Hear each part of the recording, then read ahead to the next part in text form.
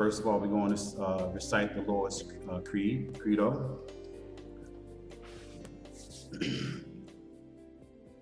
Shema Yasha Allah Ahaya Allahaya Nawa Ahaya Akkad. Shema Yasha Allah Ahaya Allahaya Nawa Ahaya Akkad. Shema Yasha Allah Ahaya Allahaya Nawa Ahaya Akkad. Shema Yasha Allah Ahaya Allahaya Nawa Ahaya Akkad. Shema Yasha Allah Ahaya Allahaya Nawa Ahaya Akkad. Shema Yasha Allah Ahaya Allahaya Nawa Ahaya Akkad.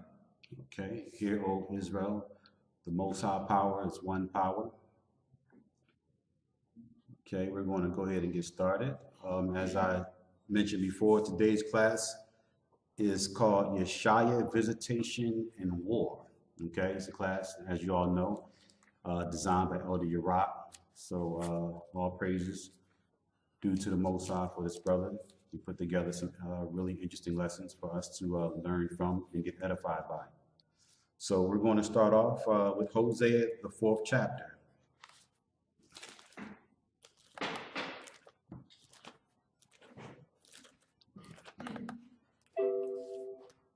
Excuse me for a moment. I want to read this commentary. I want to try to get some of the commentary in. All right. Yeah, we're going to hold off on Hosea first. Let's start off with the commentary here. Is that enlarged enough for you? A little bit larger, yeah. Okay. It says, there is much to be said about Yeshaya, but few touch on the judgment that will come upon the earth when he returns. Many doctrines of today only focus on love and never give their congregations the serious parts of the scriptures, which are also there in order to get us to change our ways before it's too late. Let's get more of a rounded view of Christ and his purpose beyond what you may have already heard. You will find that in order for this world to be set back in balance, there will need to be a change of ownership, and that will come with great struggle. The wicked are not looking to give up their rule, so who can change the course of this world? Let's examine what really will happen when Christ returns so that we can be better, so that we can better understand why the world has been programmed to hate and ridicule him so much. Right, so there's going to be a changing of guards. That's what's taking place. The scripture says that the end of Esau is the beginning of Jacob. And it's sad and it's unfortunate that in mainstream Christianity, they really don't teach that. They really don't teach the truth. You know, they have you thinking that everything's going to be okay, that this society is going to continue and go on forever, and that you can just continue to be in the state that you're in and, you know, worship and serve the Most High and Yeshaya as you are. You understand? But that's sadly mistaken, and they're misinforming the people. And in the process of them just making us feel comfortable and prophesying smooth things to us, they have us feeling they're taking the intensity away. They're taking the seriousness away from what the Most High want us to notice. You know, so it just have us in a real lackadaisical spirit and state, and we have to break that. We have to break that state and realize how serious our redemption is, because it draweth nigh. All right. So let's get Psalm the 37th chapter.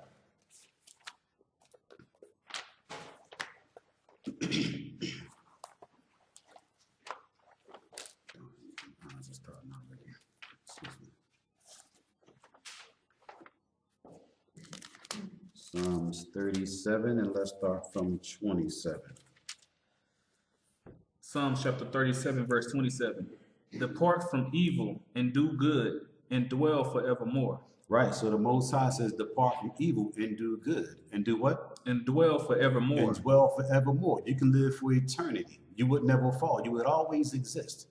You would always have a place. Okay, read.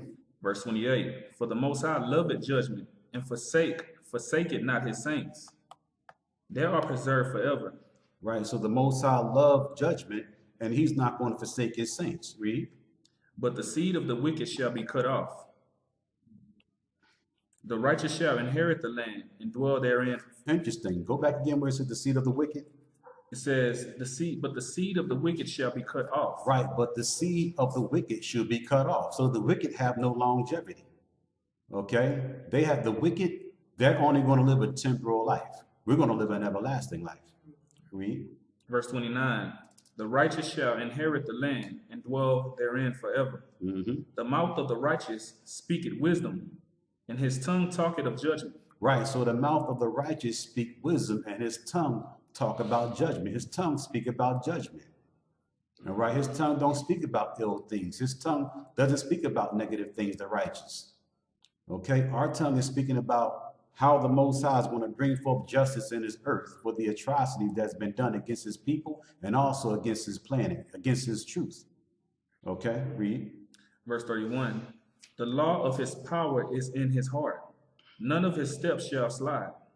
The wicked watcheth the righteous and seeketh to slay him. That's interesting. So it says the law of what is in our heart? The law of his power is in his heart. See, the law of our power, the law of the Most High is in our heart. It's in our mind. It's in our thoughts. It's in our actions. That's where it's supposed to be at. Read. Verse 32.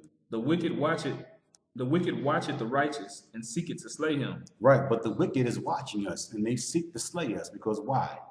Because we're in adversity with them. We stand for everything that they stand against. Read. Verse 33. The Most High will not leave him in his land, nor condemn him when he is judged. Wait on the Most High and keep his way. Right, so that's what we have to do. Wait on the Most High and keep his ways. All right, his laws, his statutes, his commandments, his way of life, all the things that he prophesied, or all the things that he laid the spirit on the prophets to prophesy to us to learn and live by. Those are things that we have to constantly dwell and think upon. Read. Wait on the Most High and keep his way, and he shall exalt thee to inherit the land. Right, so that's what we're going to do. We're going to wait on the Most High, and we're going to do what? Continue his way? And he shall exalt thee to inherit the land. Right, and that's how we're going to get exalted, to once again inherit the land, not only the land, but the earth. All right, okay, let's move on. Let's read this commentary here. It says, part of walking in righteousness is also telling the people of the judgment which shall come upon the earth, warning them so that they depart from evil before it's too late.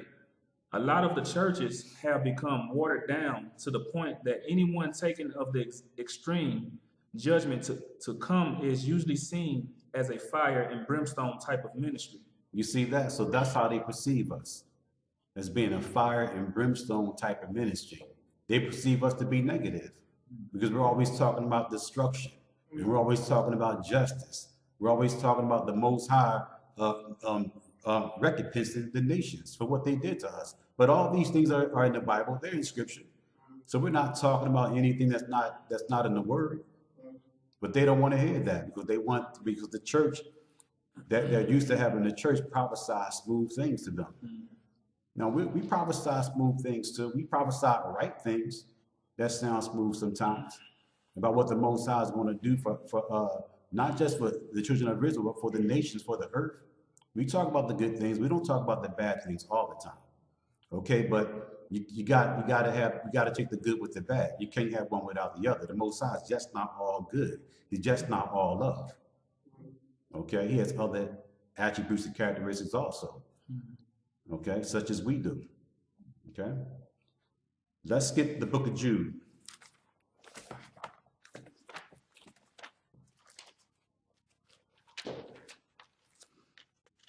Jude 1 and 21. Right? Okay. Jude chapter 1, verse 21. Keep yourselves in the love of the Most High, looking for the mercy of our Lord Yeshua Christ. Can we go back some? Can we start back let's start back from 17.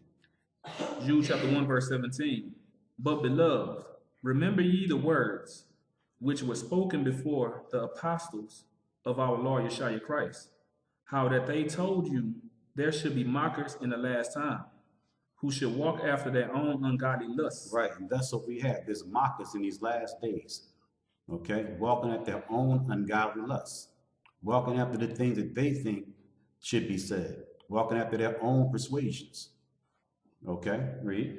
Verse 19. These be they who separate themselves, sensual, having not the Spirit. But ye beloved, building up yourselves on your most holy faith, praying in the Holy Spirit. Keep yourselves in the love of the Most High. looking for the mercy of our Lord Yeshua Christ. Right. So keeping ourselves within the love of the Most High is keeping ourselves within His laws, His statutes, and His commandments, because that's what love is. Read. Unto eternal life. Verse 22. And of some have compassion, making a difference, and others save with fear, pulling them out of the fire, hating even the garment spotted by So the flesh. that's interesting. Read 23 again. Verse 23. And others save with fear, pulling them out of the fire. Right. So others are going to be saved with fear, pulling them out of the fire. Read. Hating even the garment spotted by the flesh. Right. And that's what we should hate. We should hate the garments, our garments being spotted by our flesh. Read. Verse 24. Now unto him that is able to keep you from falling, and to present you faultless before the presence of his glory. See, only one person can do that. That's Yeshua. He's the only one that can keep us from falling. He's the only one that can keep us from being faultless before the Most High, because we have to be found faultless. Read. With exceeding joy. To the only wise power, our Savior, be glory and majesty, dominion and power, now and ever. Amen. Okay, let's read this commentary here. The ministry is not one-dimensional. Love is a part of the ministry, but you can't truly love your brother if you don't tell him the truth of the judgment to come. Some don't truly feel the need to change their lives around any other way. So the fearful side of the scriptures are also necessity. Now let us examine the judgment which will come with Christ. Okay, so let's get Hosea, the 4th chapter. Let's examine the judgment that's going to come with Yeshua. Let's see if this judgment correlates or relates to the judgment that's being taught in modern day Christianity. Not just Christianity, just in modern day theology. Let's see if that's being taught. Give me one moment, please.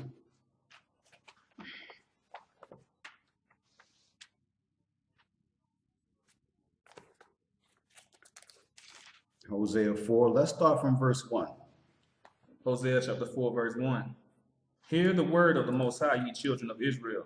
For the Most High had a controversy with the inhabitants of the land. Right, so the Most High is saying, hear his word, okay, you children of Israel. Because the Most High have a controversy with the inhabitants of the land. The Most High, it's a dispute. There's an issue, there's a problem. Read. Because there's no truth. There is no truth. So there's no truth in this society. There's no truth in within the so-called religious communities. Okay, among some of the religious teachers. Okay, there's no truth amongst them. Read. Nor mercy. Nor mercy. There's no mercy either in this society right now. They don't teach mercy. They don't support the ethics of mercy, being kind, generous, forgiving, long-suffering. These things are not really taught. Read. Nor knowledge of the Most High in the land. And there's definitely no knowledge of the Most High in the land. The only knowledge of the Most High in the land is the knowledge that the community brings out. Not just our community, but all Israelite communities. Okay? Read. Verse 2. By swearing and lying and killing and stealing. See, this is what happened. By swearing, lying, and killing. This is what society teaches. This is what some of the false ideology teaches. They teach you to swear falsely. They teach you to lie falsely. Read. And committing adultery. Committing adultery, murders, envy, strife. These are all the things that these different religions are motivated by. Read. They break out and blood touching blood. Right, and because of these things, they break out and blood touching blood. That's why we have war and decision in our society. Read. Verse 3. Therefore shall the land mourn, and everyone that dwelleth therein shall languish. Okay, stop right there. Let's get Isaiah the 24th chapter.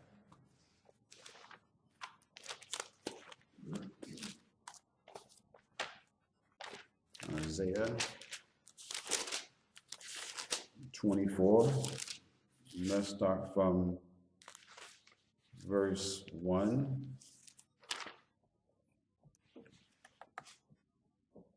Isaiah chapter 24, verse 1. Behold, the Most High maketh the earth empty, and maketh it waste, and turning it upside down. Right, so this is what the Most High is doing. Read that again. It says, Behold, the Most High maketh the earth empty, and maketh it waste, and turneth it upside down. So that's what the Most High is doing. Okay? He's making it empty, and he's going to make it waste, and he's going to turn it upside down. Okay, read. And scatter it abroad in the habitants thereof. Right, and he's scattering the inhabitants thereof abroad. That's interesting too, because that's happening. When you look at what's going on right now with different wars and things like that, how people are having to migrate to different countries. So this is actually taking place. The Most High is doing this. So this is not being taught in church about all the discomfort, okay, and the distress and perplexity the Most High brings. Read. Verse 2, and it shall be as with the people, so with the priest, as with the servant, so with his master, as with the maid, so with her mistress, as with the buyer, so with the seller, as with the lender, so with the borrower, as with the taker of usury, so with the giver of usury to him. You see that? So this is going to fall upon everybody. This is going to fall upon different groups, different ethnic groups, different political groups, okay, different people of different customs. This is going to fall upon everyone. Read. Verse 3, the land shall be utterly empty and utterly spoiled, for the Most High has spoken this word. See, this is what the Most High said. The Most High said the land will be empty, it will be utterly spoiled, and what else? Wasted? And utterly spoiled. And utterly spoiled. Read. For the Most High has spoken this word. Right. The earth mourned and faded away. The world languished and faded away. The haughty people of the earth do languish. So that's what's happening. So the earth is in a bad state right now. The earth is languishing away. Okay, she's growing old, she's getting old, she's being abused. Okay, she's being reaped of all her mineral resources. Okay, read. Verse 5. The earth also is defiled under the inhabitants thereof. Also, the earth is also defiled under the inhabitants thereof. Okay, with pollution. Okay, with a lot of the construction that goes on, with a lot of the waste contamination and different things like that. All these different things is defiling the earth. All right, read. Because they have transgressed the laws, changed the ordinances, broken the everlasting covenant. Right, so they transgress the Most High laws because the Most High have different laws. He have laws on cleanliness. He have laws on how we should dispose waste and different things like that. But the societies, they don't respect that. The industrial complex communities and that's out there, they don't respect the earth. Okay, they're putting contamination inside the earth, nuclear waste, other chemicals are draining in our rivers and in our oceans and our seas. So the earth is feeling the effects of these things. Okay, read. Verse 6. Therefore hath the curse devoured the earth. So because of these things, the curse is going to devour the whole earth. All right, there won't be no area on this planet where the Most High plagues and his punishment will not touch. All because of what the inhabitants are doing. All because we don't know how to manage his house. The house that he gave us, that he lent out to us. Because it belongs to him.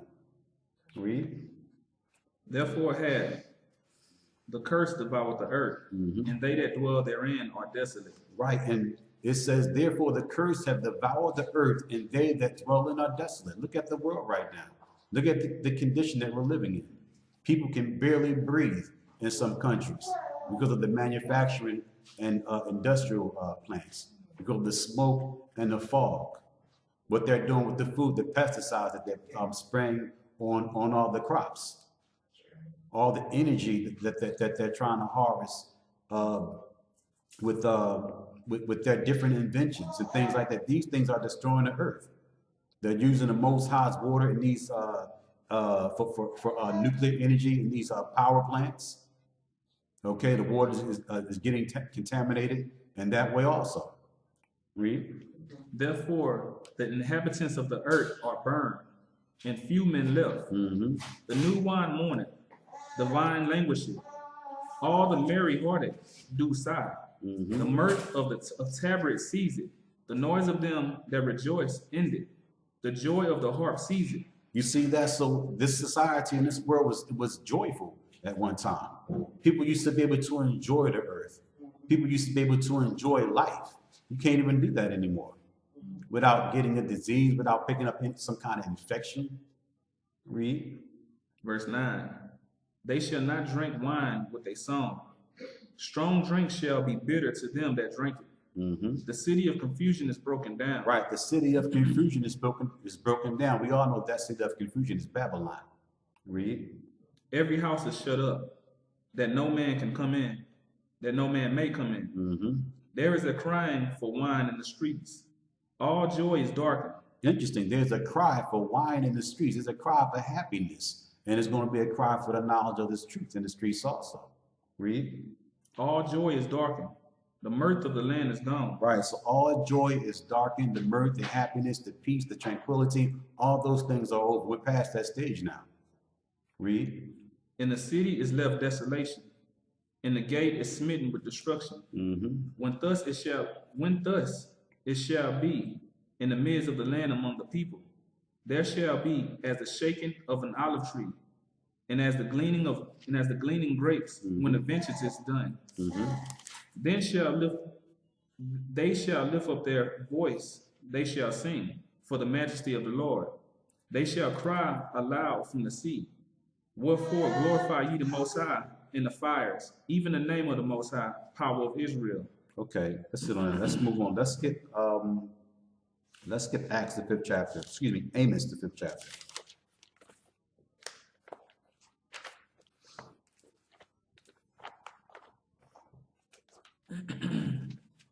Amos 5 and start from verse 16. Amos chapter 5, verse 16. Therefore the Most High, the power of hosts, the Most High said thus, wailing shall be in all streets. So that's what's happening. Well, that's what's soon to happen. Okay? Wailing shall be in all streets. Whining and complaining and complaints should be in all streets. Should be in all cities. Read. And they shall say in all the highways, alas, alas. And they shall call the husbandmen to mourning, and such as are skillful of lamentation to wailing. And in all vineyards shall be wailing. For I will pass through thee, saith the Most High. Woe unto you that desire the day of the Most High. So the Most High said all vineyards should be wailing. All cities, all neighbors, all communities. He said they should be wailing during this period. Read again. Verse 17. And in all vineyards shall be wailing. For I will pass through thee, saith the Most High. Verse 18. Woe unto you that desire the day of the Most High. Right. So the Most High says, woe unto you. Woe unto us that desire the day of the Lord, of the Most High, excuse me.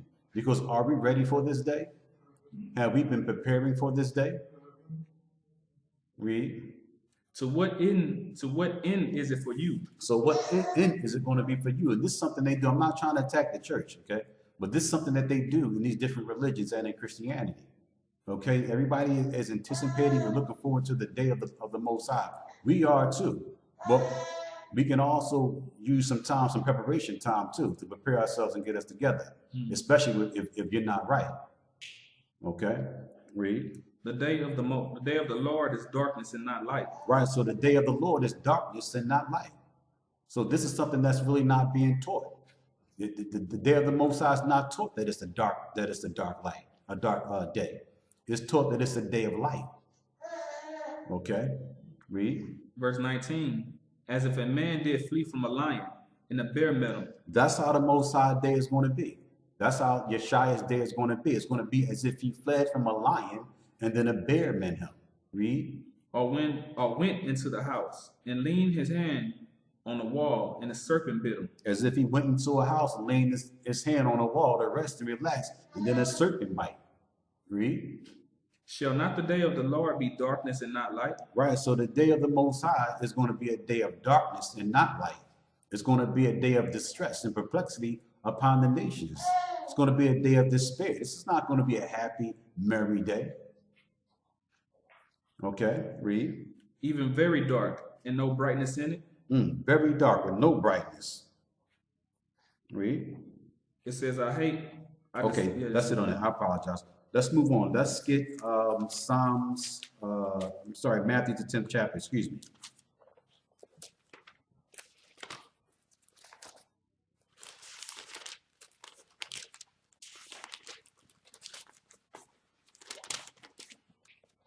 Matthew 10 and verse 34. Matthew chapter 10, verse 34. Think not that I am come to send peace on earth. So this is Yeshaya telling us once again, think not that he has come to send peace on earth. That's not what he's doing. He's not coming to bring peace. He's not coming to bring that tranquility that's supposedly taught in mainstream theology. That's not what he's bringing. Read. I came not to send peace, but a sword. Right, so he said he's come to bring a sword. He's coming to bring adversity. He's coming to bring danger. He's coming to bring persecution. He's coming to bring judgment. Read. Verse 35. For I am come to set a man at variance against his father. Then he's bringing variance within the family structure also. Why? Because some people are not going to want to listen to this knowledge and this truth. They're not going to want to receive it. They're not going to want to make the changes in their life that they need to make. They're going to want to stay in their old ways. And then some members are going to change. Excuse me. Read. And a daughter against her mother. Mm-hmm. And a daughter-in-law against the mother against her mother-in-law. Mm-hmm. And a man's foes shall be they of his own household. You see that? So a man's foes, meaning a man's enemies, will be those of his own household. Because you're going to be making a decision. Some are going to make the decision to change their lives, and the ones who don't make the decision to change their lives are going to be looked upon as being someone that's evil and wicked, or someone that's trying to be different, someone that's going against the grain or the norm. Everybody else in the society is going towards is moving towards a wicked direction. And when people see you moving towards a righteous direction, it causes some animosity. It causes jealousy, envy. A lot of times people think that you're trying to just be better than what they are because you're consciously choosing to change and make a difference in your life. Read. It says, verse 37, he that loveth father or mother more than me is not worthy of me. Right, so Yeshaya saying, he that loveth father or mother more than me is not worthy of me. Not saying that you can't love your parents, okay, but you can't compromise the truth. You have to tell your mom, listen, mom, I don't do that anymore. I don't eat that anymore. Whatever the case may be, you got to talk to your dad.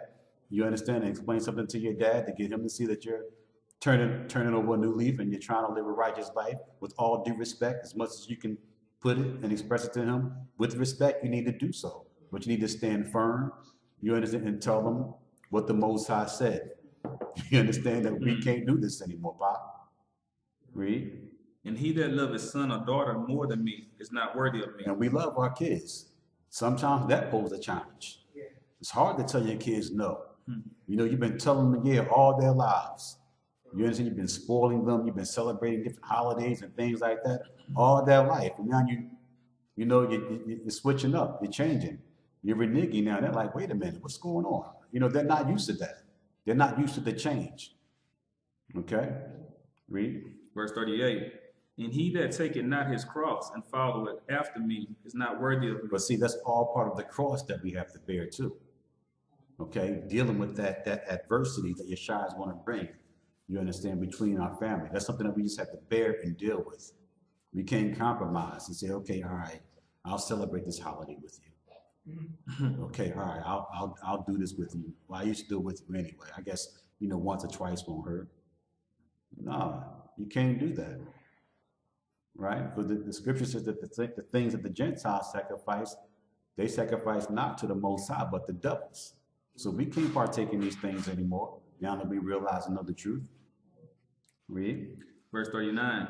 He that findeth his life shall lose it. So he that findeth his life shall lose it. He that comes into this knowledge and this truth and identify with it and then embrace it, but then want to go back and still hold on to that old life again, they end up losing their life anyway. They lose both lives.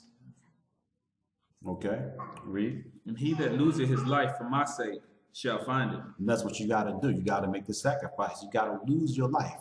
Lose your present life. The life you're living now, You got to lose it, whatever that life consists of. You understand? And a lot of us have had pleasurable and good lives. You understand? A lot of us have good jobs. We have potential in this society. And you mean to tell me I have to let all that go and throw it all away to follow you? Yes, you do. That's what you have to do. You got to let it go. So you got to give this life up. You got to give something up. Yeshua gave his life up, right? Both lives. He gave his social life up. You understand? And he gave his literal life up. We want to hold on to our social life, though. We don't want to let that go. Read on. Verse 39. He that findeth his life shall lose it. And he that loveth his life for my sake, he that loseth his life for my sake shall find it. He that receiveth you receiveth me. And he that receiveth me receiveth him that sent me. He that receiveth a prophet in the name of a prophet shall receive a prophet's reward. Okay. What's more on that? And he that receiveth a righteous man in the name of a righteous man shall he receive a righteous man reward. Okay. There's more? That's it? Okay, let's move on. Let's get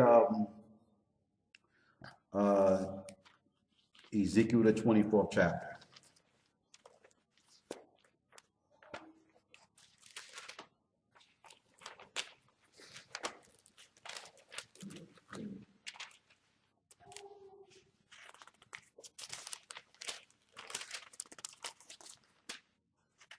Ezekiel 24 and 24 and 1. Give me one moment. Let me get it.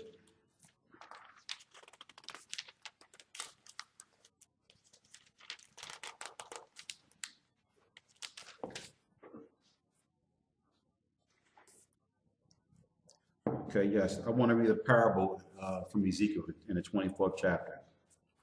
Read. Ezekiel chapter 24, verse 1.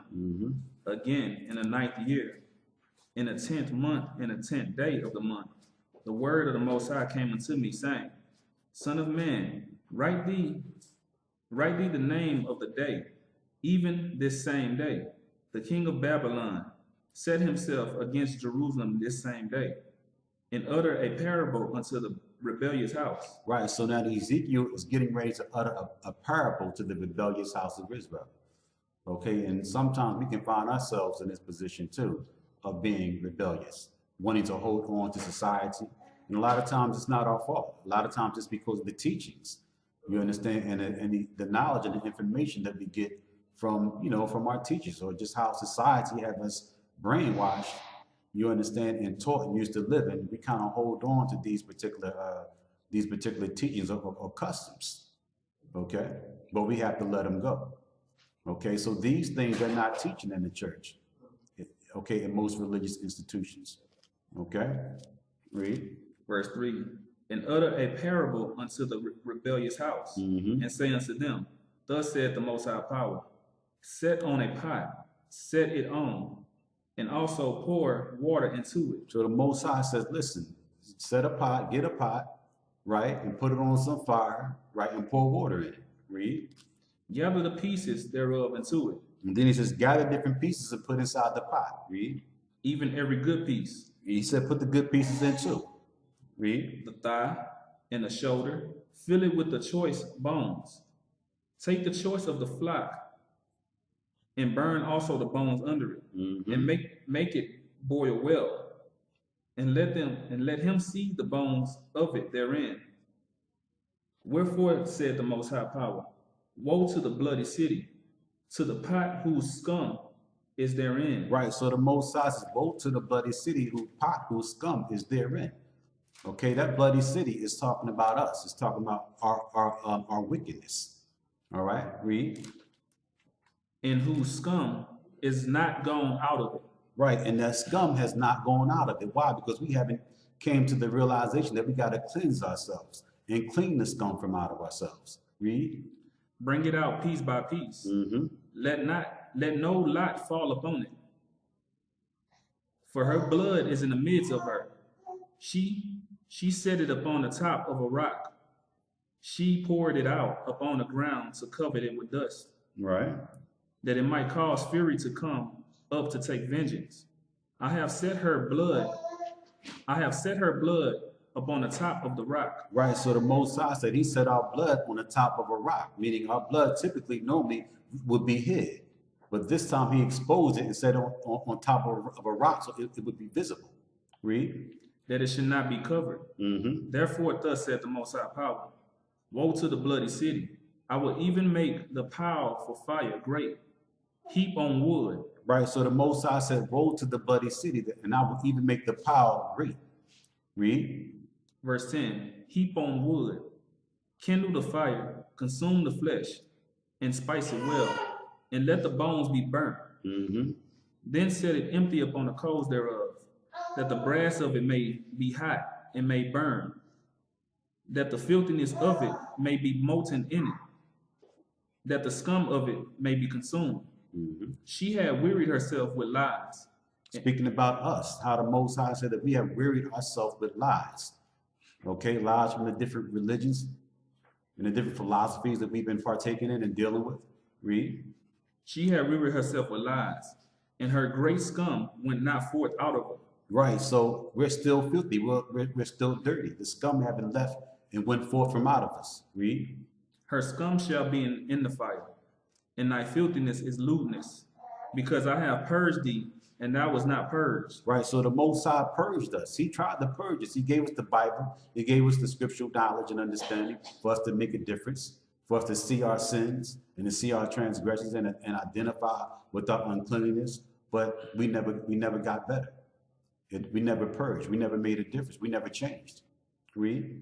Thou shalt not be purged from thy filthiness anymore, till I have caused my fury to rest upon thee. So the Most High says, listen, you're not going to be purged from your filthiness anymore till I have caused my fury to rest upon you. Read. Verse 14, I, the Most High, have spoken it. It shall come to pass, and I will do it. I will not go back, neither will I spare, neither will I repent. According to thy ways and according to thy doings shall they judge thee, said the Most High Power. Okay, let's move on. Let's get Amos, the 9th chapter.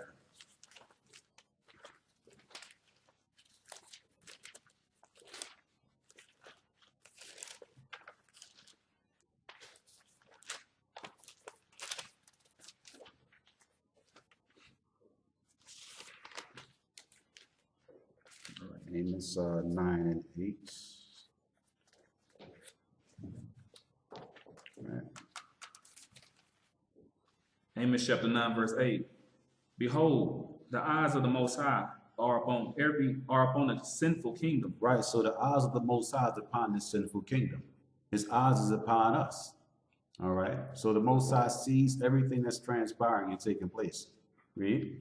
And I will destroy it from off the face of the earth. And the Most High says that he will destroy it from off the face of the earth. Read. Saving that I will not utterly destroy the house of Jacob. Right, but the Most High is not going to utterly destroy the house of Jacob. Read. Said the Most High. For lo, I will command, and I will sift the house of Israel among all nations. Right, so that's what's going on too. The Most High is in the process now where he's starting to sift. Okay? He's starting to sift the nation of Israel from among all nations. So the Most High had a sieve in his hand, and he's sifting. And the wicked are falling through the holes, but the righteous are staying within the basket. All right, read. Like as corn is sifted in the sieve, yet shall not the least grain fall upon the earth. Right, so the grain is not going to fall upon the earth. The righteous is not going to fall upon the earth, but the unrighteous will. Read. All the sinners of my people shall die by the sword. So the Most High says that all the sinners of his people should die by the sword. All of us. Okay, all of them. Whoever fits that description as being as being sinful. All right, read. Would say, the evil shall not overtake. And this is something that they teach a lot of times in modern theology. They say, listen, the evil is not going to overtake us. We're going to be fine. We're going to have a short rest in this place. Just believe in this or believe in that. Come here and we'll offer you salvation and peace. But that's not the case.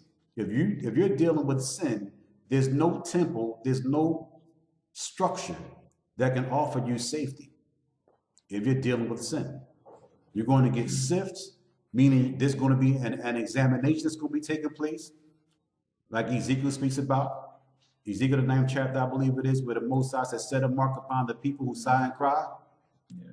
That's part of the sifting process. Whoever don't get that mark, they're the ones that fall to the earth. But the grains stay in the sieve. Okay, read. Verse 10. All the sinners of my people shall die by the sword, which say, the evil shall not overtake nor prevent us. See, the evil is not going to overtake us, nor will it prevent us from doing what we're doing. Nor will it prevent us from continuing to live the life that we're living. You're going to always have peace and prosperity. This is the teaching. This is the mindset among most of our people when it comes to these different religious institutions. It's always safe. It's always peace and safety. It's always the metaphors and the teachings are always structured and built around making you feel comfortable in a wicked society. Like the Most High is not going to destroy it, but you're going to get destroyed with the society if you're still upholding it. Read. Verse 11. In that day will I raise up the tabernacle of David that is fallen. Let's sit on that. Let's get Isaiah the 9th chapter. So these are all different analogies and different parables of how Yeshaya is actually a man of war. He's bringing this destruction. He's bringing this unsettledness. This is what he's bringing. What did I want again? Isaiah 9. Isaiah 9. So we have to re-examine a lot of the things that we hear, that we listen to, that makes us feel comfortable, that makes us feel that we still have an opportunity to coexist in this society, that we still have an opportunity to just get it right. You understand? Because we're trusting. A lot of people are still trusting in this world. They're still trusting in this construct. A lot of people still think they can make it. They still think they can make it. They think that they can recover. Just like how when it comes to the dealing with the economy and different things. A lot of times we think that we can this society is not going to be revised. The only thing that's going to get revised and the only thing that's going to get restored is going to be the nation of Israel. That's it. Everything else is eventually, slowly but surely, is going to meet its demise. I'm sorry, what scripture did I want? Isaiah chapter 9. Isaiah 9. Okay. Isaiah 9, and let's start from verse 19. Isaiah chapter 9, verse 19. Hold on, no. Let's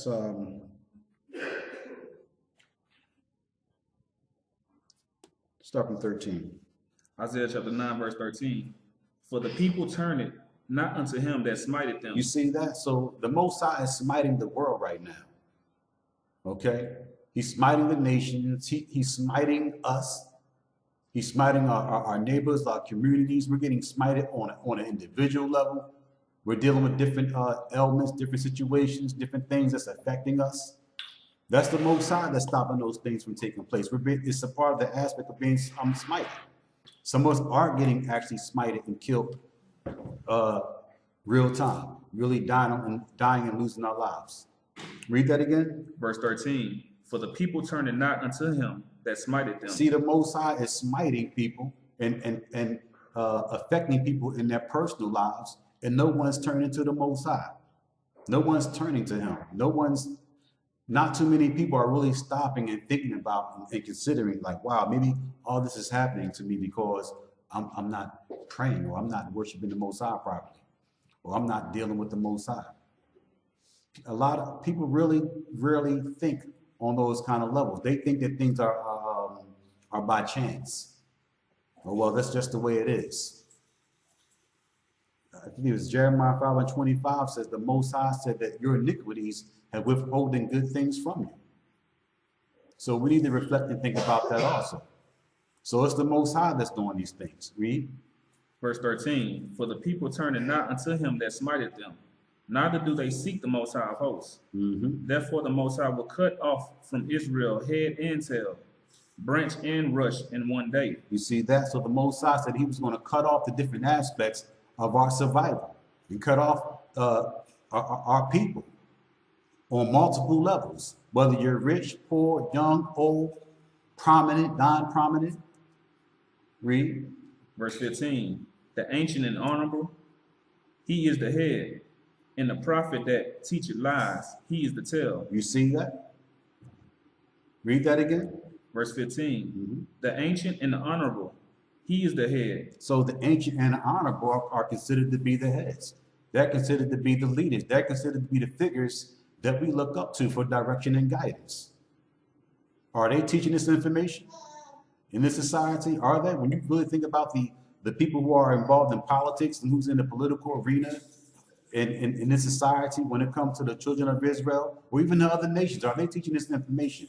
Are they teaching about what the Most High is going to do to this earth for the condition that it's in? For them participating in passing some of the laws and legislations, for being part of this wicked construct. This is what they should be teaching. This is what real leaders should be doing, waking the people up, letting them know about the wickedness of the society that they're living in. Read. Verse 16. For the leaders of this people cause them to err, and they that are led of them are destroyed. You see, that's so our leaders are causing us to err. As I mentioned before, the different people who are in these political seats, making promises to us, telling us things are going to get better if we just do this or do that, or if we just become a part of the system. But the system is breaking down. The system is broke.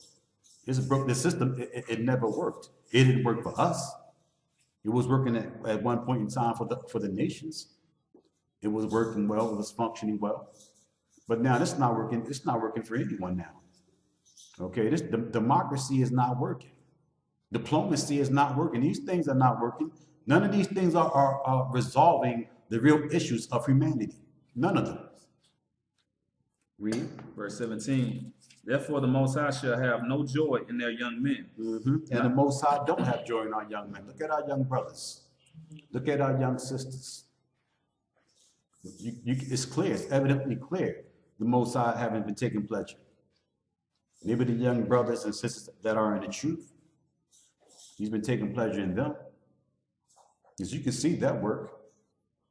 But look at the other young brothers and sisters that's in these different cities and metropolises. Look at them. They're delusional and they're out of their minds right now. Nothing to live for. No dignity, no respect for themselves or for other people. Read on. Verse 17. Therefore the Most High shall have no joy in their young men, neither shall have mercy on their fatherless and widows, for everyone is an hypocrite. You see that? So the Most High said, listen, everybody's a hypocrite. So the Most High is not having mercy on the young men, the women, the fatherless, or the widows. Why? Because everybody is talking about it, but they're not being about it. Everybody's saying they want to get themselves together. Everybody's talking about the Most High. Everybody's talking about Christ. But do you really mean what you say? Are you really trying to make a difference? Are you really trying to make a change? Are you really trying to get your life together? So the Most High considers us to be hypocrites, those who are thinking like that. Read. And an evildoer. And evildoers. In every mouth speaketh folly. You see that? So every mouth is speaking folly. Okay. Read. For all this his anger is not turned away, but his hand is stretched out still. For the wickedness burneth as the fire. It shall devour the briars and thorns, and shall kindle in the thickets of the forest, and they shall mount up like the lifting up of the smoke. Through the wrath of the Most High of hosts is the land darkened. Right, so the Most High said he's going to burn everything. Everything's going to get destroyed. His fire and his wrath is going to come upon everybody and everything. All right, let's move on. Let's get Ezekiel, the 21st chapter.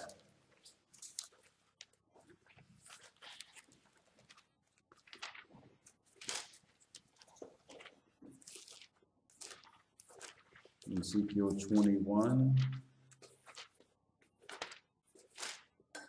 I'm sorry, excuse me.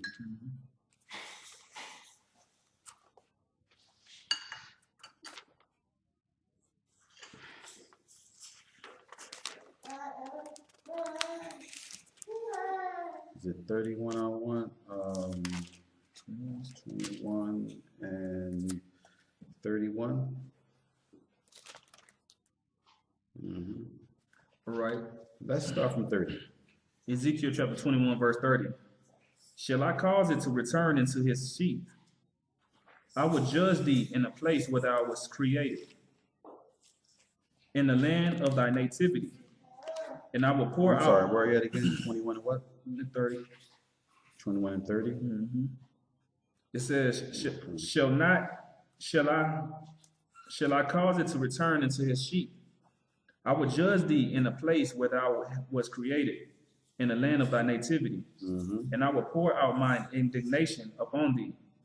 I will blow against thee in the fire of my mouth, of my wrath, and deliver thee into the hand of brutish men,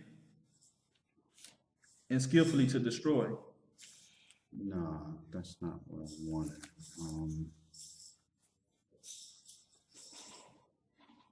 Yeah, let's read that. Let's go up some. Let's go over that again. Let's start from 28. All right. Ezekiel chapter 21, verse 28. And thou, son of man, prophesy and say, thus saith the Most High Power concerning the Ammonites, and concerning their reproach. Even say thou, the sword is drawn, for the slaughter is furbished to consume because of the glittering. While they see vanity unto thee, while they divine and lie unto thee, to bring thee upon the neck of them that are slain, of the wicked whose day is come, when their iniquity shall have an end. Shall I cause it to return into his sheep? So the Most High is saying, listen, the day is going to come when iniquity is going to be at an end. So should he cause his sword to return back into his sheep? Should he pull back? Should he stop the destruction or the plague that he's bringing upon his people? Read. I will judge thee in the place where thou wast created, in the land of thy nativity. Right, which is Israel. Read. And I will pour out my indignation upon thee. I will blow against thee in the fire of my wrath. So the Most High says he's going to pour his indignation upon us and blow against his, what again? Against thee in the fire of my wrath. And blow against him and blow against us in the fire of his wrath. The same when you kindle a fire, when the fire is getting ready to go out, you blow on it a little bit to keep the spark going, to keep the fire going. Read. And deliver thee into the hand of the brutish men and skillful to destroy. Right. And the Most High, that's what he's going to do. He's going to deliver us into the hands of brutal men who's skillful to destroy. Read. Thou shalt be for fuel to the fire. Thy blood shall be in the midst of the land. Thou shalt be no more remembered, for I, the Most High, have spoken it. Okay, let's get Ezekiel 20 and 45.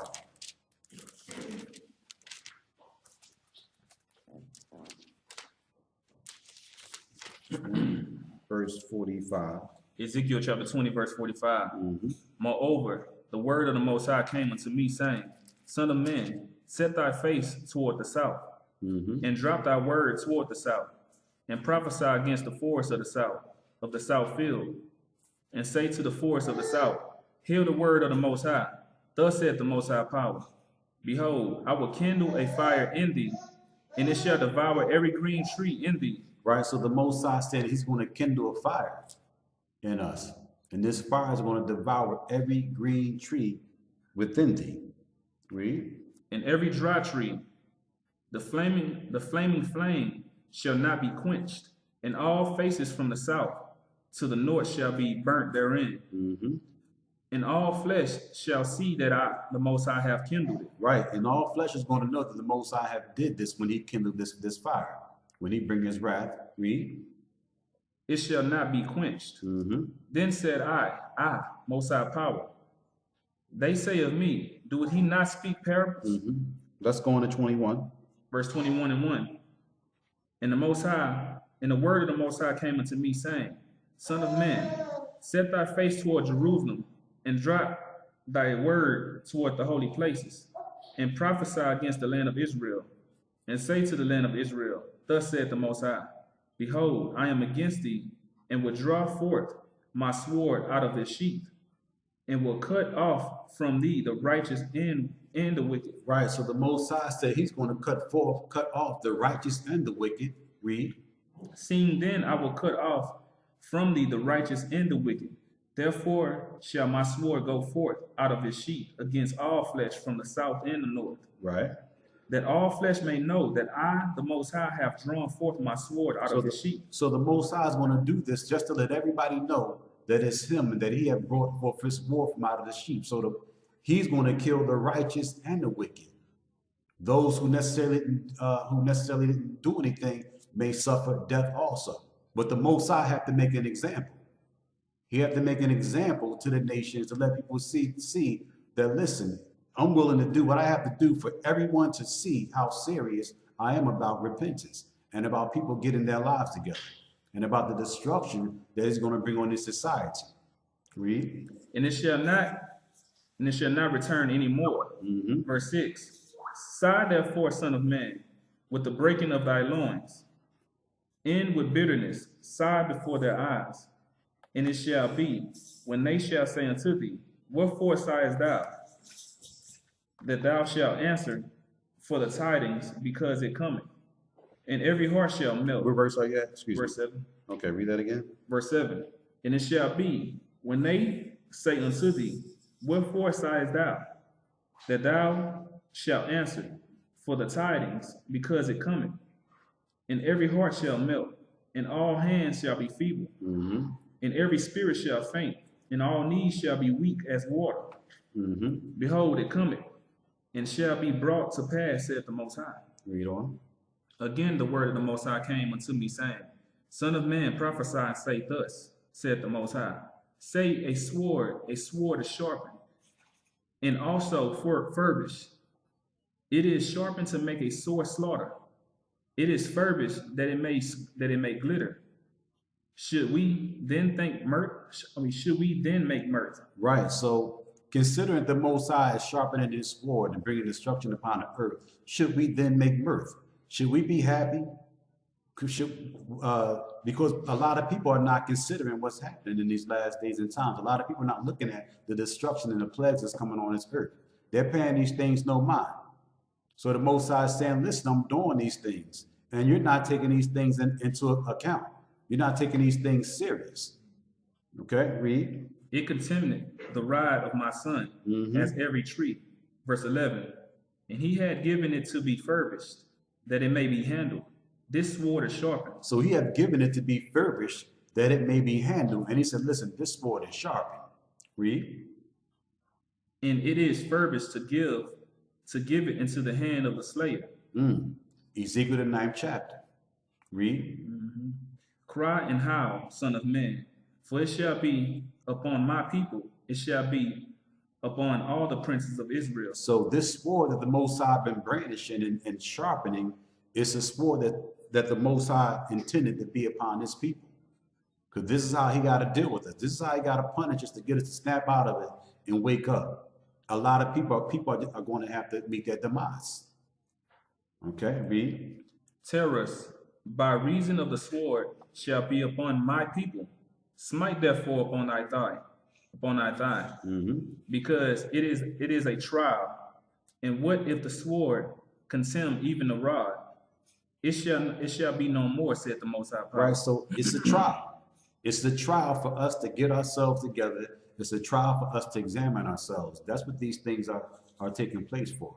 This is why we have to prepare ourselves so that we can escape the sword, some of the punishments rather that the Most High wants to bring upon us. All right. Okay, let's move on. Let's get Mark the 19th chapter.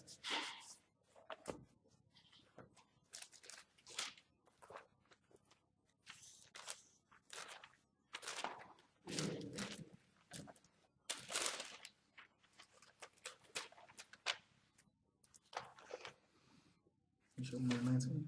Yes, Mark 19 and 13. It only go to 16. I'm sorry, say it again. It only go to 16. Okay, I'm sorry. That might be 16 and 13. 16 and 13. I think I'm pulling up let's move on. Let's get Hosea 6. All right.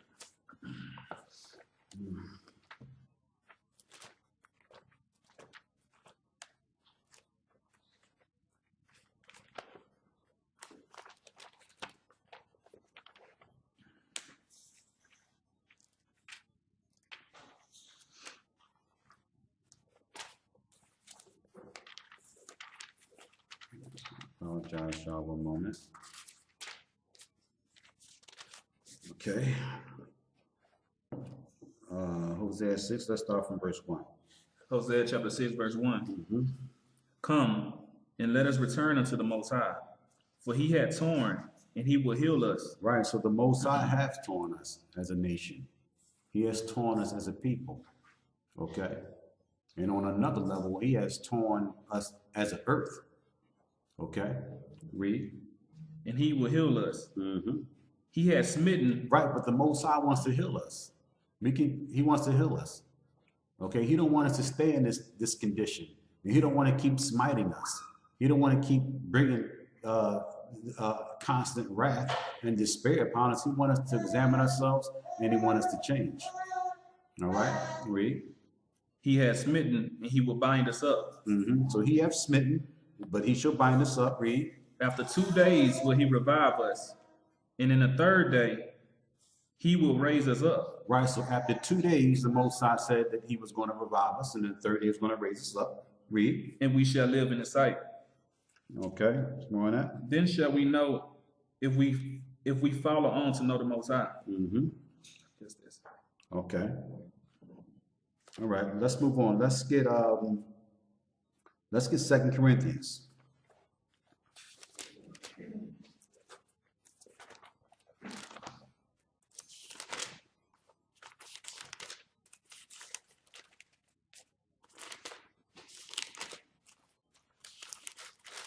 Second Corinthians 1, and let's start from 22. 2 Corinthians chapter 1, verse 22. Who had also sealed us and given the earnest of the Spirit in our hearts. Moreover, I call the Most High for a record upon my soul, that to spare you I came not as yet unto Corinth. Not for that we have dominion over your faith, but are helpers of your joy, for by faith you stand. I'm sorry, what were you at again? Verse 24 of 1 Corinthians, 2 Corinthians 1, 24. Let's start from 18. 2 Corinthians chapter 1, verse 18. That's what, I'm sorry, my glasses.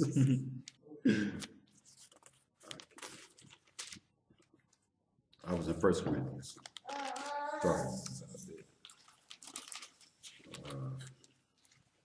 All right, I went to 21, right? I mean, 2 Corinthians 1 and 22, excuse me. 1 and 22. Hold on. Start from 21. All right. 2 Corinthians chapter 1, verse 21. Mm-hmm. Now he which established us with you in Christ and had anointed us in the Most High. Right, so we're supposed to be established with Yeshaya, okay? We're supposed to be anointed with the Most High. Read on. Who had also sealed us and given the earnest of the Spirit in our hearts. Right, so we've been sealed and we have been given the earnest of the Spirit in our hearts. All right, the sincerity and the truth of the Spirit in our heart. Read. Verse 23, moreover, I call the Most High for a record upon my soul, that to spare you I came not as yet unto Corinth. Not for that we have dominion over your faith, but are helpers of your joy, for by faith you stand. All right, let's get Isaiah the 63rd chapter.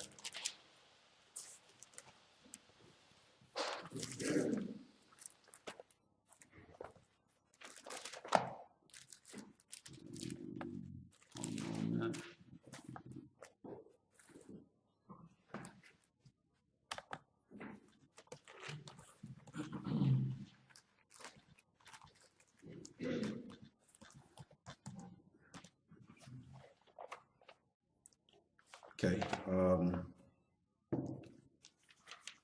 Let's say 63. All right. I apologize, y'all. I went off the beaten path a bit.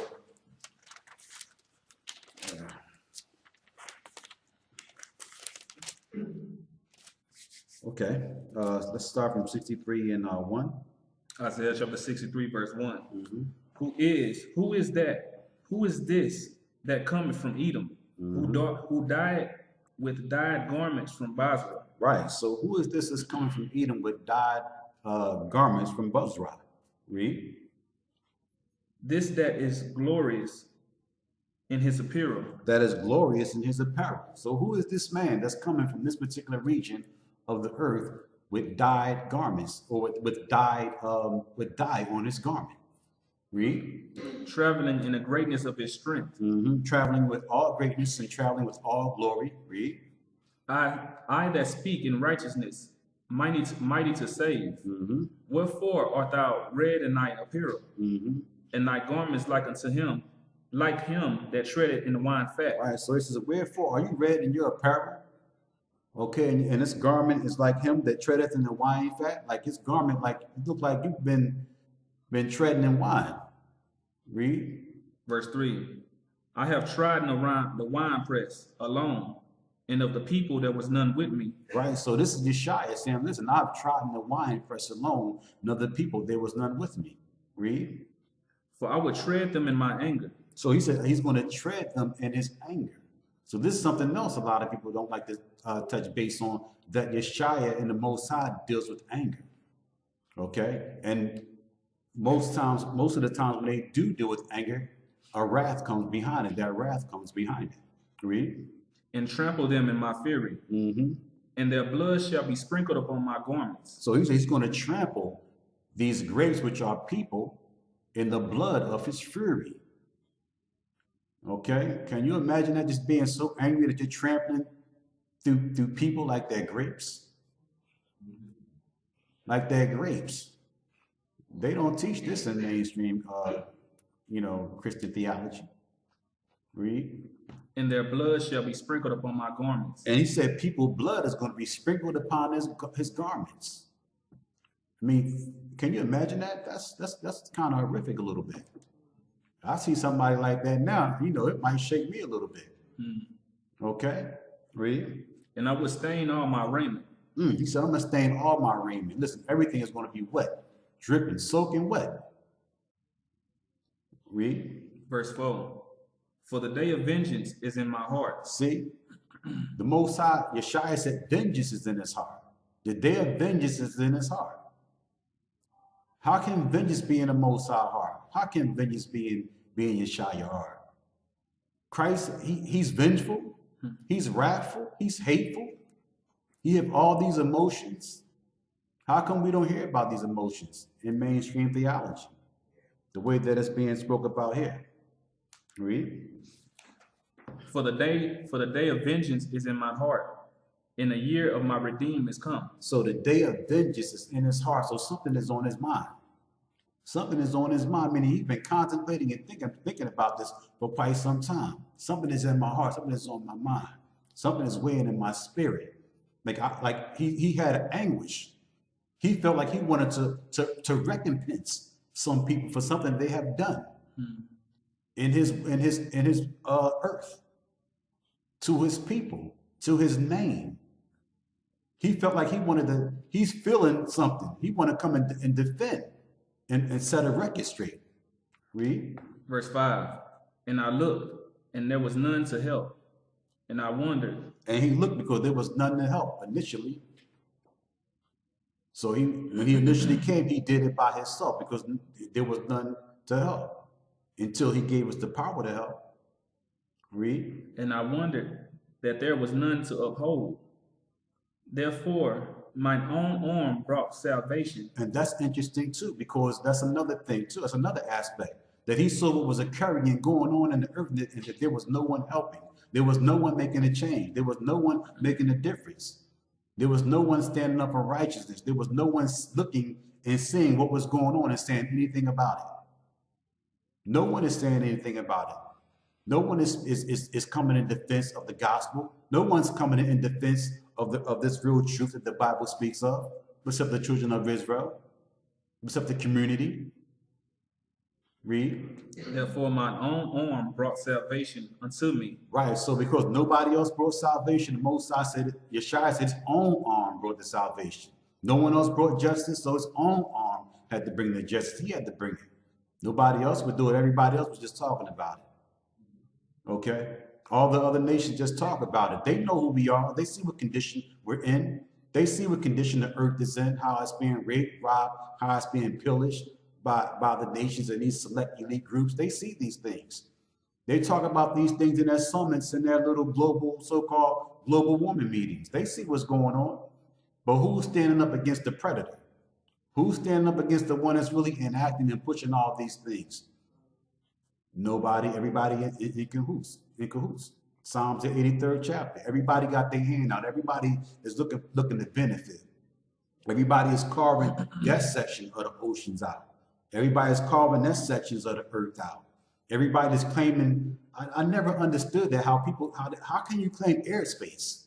Like, you understand? How can you claim certain aspects of the ocean? You understand? Like, you understand what I'm saying? Like, how did they do that? But they're doing it, and then they're fighting over it, fighting over islands and different things like that. You invaded my airspace. It's crazy. There's more than that. Verse 6, it says, and I will tread down the people in mine anger, and make them drunk in my fury, and I will bring down their strength to the earth. Okay, let's get Revelations, the 19th chapter.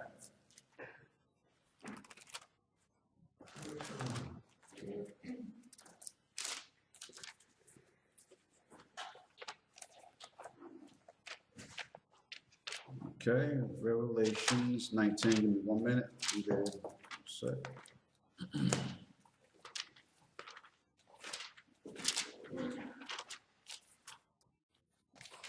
Okay, let's Revelations 19 and 11. Revelation chapter 19, verse 11. And I saw heaven open, and behold, a white horse. And he that sat upon him was called Faithful and True. And in righteousness he doeth judge and make war. Right, so Yeshua is judging and make war. This is a good scripture that's a lot of times the Christians talk about, okay, and quote. But they don't touch on the base. They talk about him being on a horse, but they don't talk about him judging and making war. I think they kind of skip over that. So he's bringing judgment, and also within his judgment, he's going to wage war. All right, read. Verse 12. His eyes were as a flaming flame of fire, and on his head were many crowns. And he had a name written that no man knew. Right, so on his head was many crowns. All right, so he didn't come with those crowns. He took those crowns. Read. How many crowns can a man wear? Okay, read. And he had a name written that no man knew but he himself. And he was clothed with a vesture dipped in blood. And he was clothed in a vesture dipped in blood. Once again, he had a garment that was dipped in blood. Okay, read. And his name is called the Word of the Most High. And the armies which were in heaven followed him upon white horses. Right, so there was armies that followed him. It wasn't just angels. There was armies. This is a military. With Yeshua, with Christ, the one that everybody loved and revered. It says it's full of love and mercy and justice and peace. He has a military. He's coming back, with blood all over his garment. Read. And the armies which were in heaven followed him upon white horses, clothed in fine linen, white and clean. And out of his mouth goeth a sharp sword, that with it he should smite the nation. That's interesting because initially the army was clean. He was the one that had the blood on him. So he kind of enacted things first. So he must have told the military, listen, wait a minute, let me go and handle some business first. They don't do that in this society, do they? They sit back in bunkers and just send out send out the soldiers to do the dirty work. Kings, the modern day kings, they don't fight like the kings did back in the day. David was on a battlefield. He was on a battlefield. And that's interesting. When Yeshua comes back, he's going to be on a battlefield. Okay, read. And out of his mouth goeth a sharp sword, that with it he should smite the nations. Okay, so let's get Zechariah the 9th chapter. Let's get some more characteristics and attributes of Yeshua being a man of war, and how he's going to visit the nations and visit this society that we're living in. Zechariah, one moment.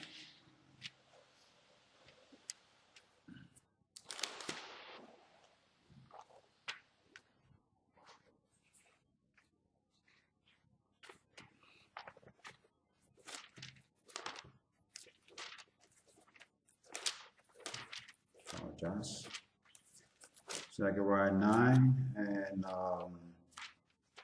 start from verse 10, I believe it is. Hold on.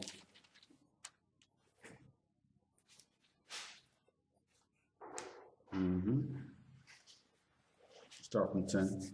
Zechariah. Let's start from verse 8, excuse me. Right. Zechariah chapter 9, verse 8.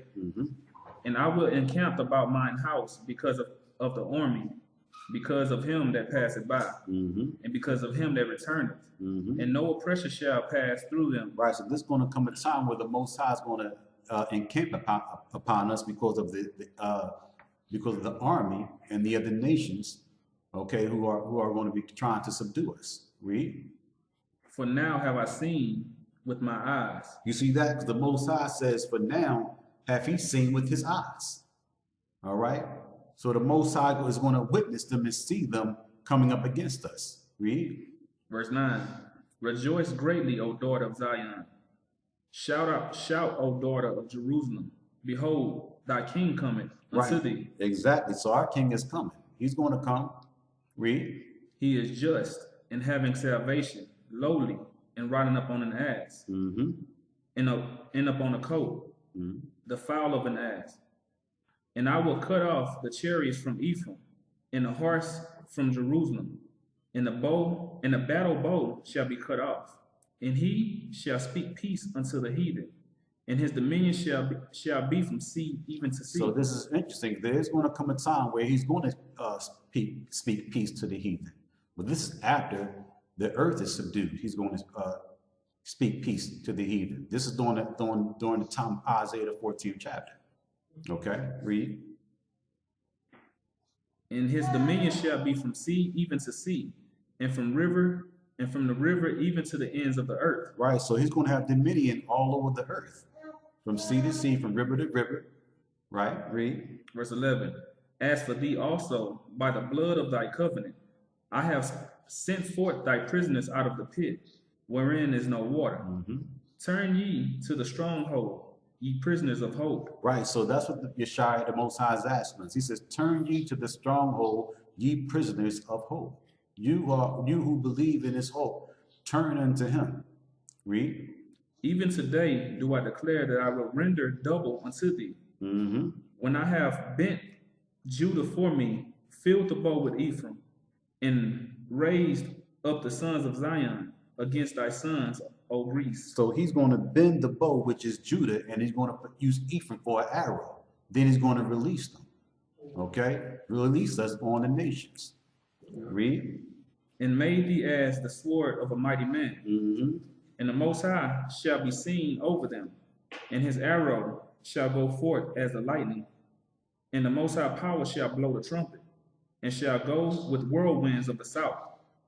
The Most High of hosts shall defend them, and they shall devour and subdue with sling stones. So Yeshua is coming, and he's going to use Ephraim and Judah, and he's going to defend the children of Israel. Read. And they shall drink and make a noise as through wine, and they shall be filled with bowls, like bowls.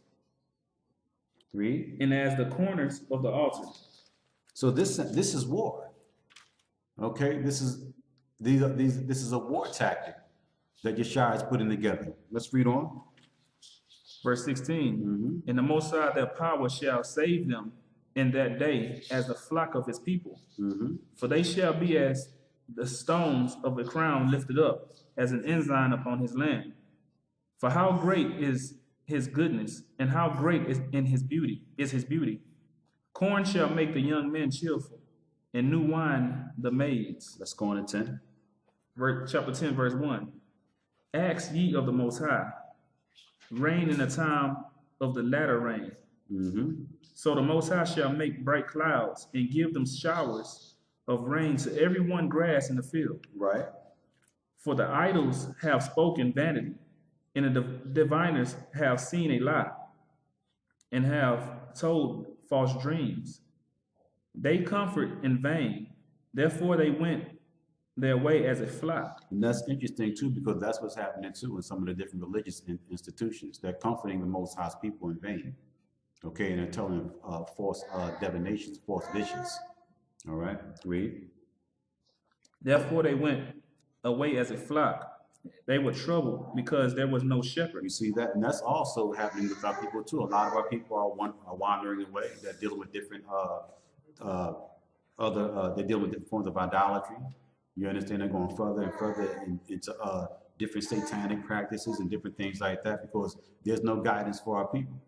Okay, read. Verse 3, my anger was kindled against the shepherds. So the Most High said that his anger was kindled against the shepherds, against the men, okay, who was teaching these falsehoods and teaching these lies. His anger was kindled against them. Read. My anger was kindled against the shepherds, and I will punish the goats. For the Most High of hosts had visited his flock in the house.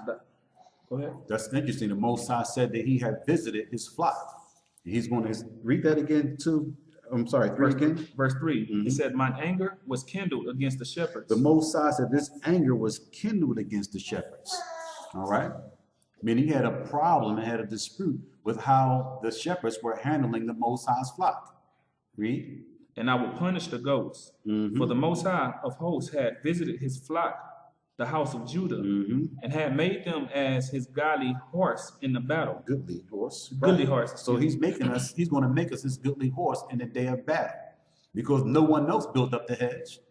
You understand? They're not building up the hedge. They're not building us up. If anything, they're pacifying the Most High's people, trying to get us to relax and calm down.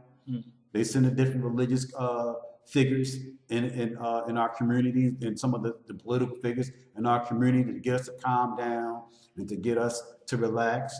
They give us they have all these different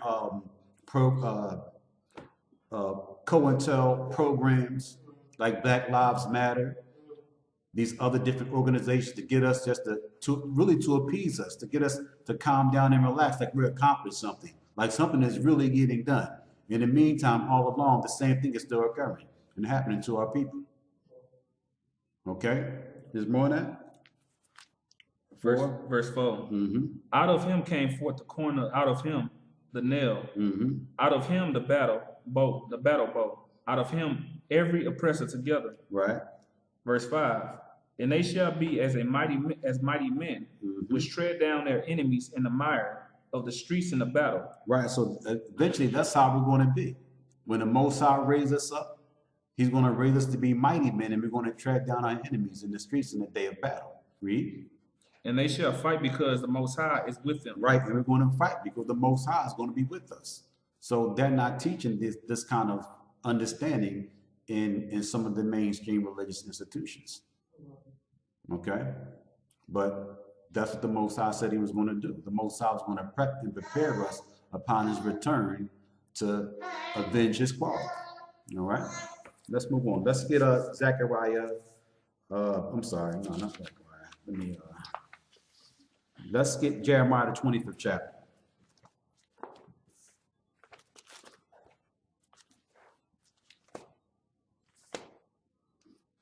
Jeremiah 25, and let's start from verse 14.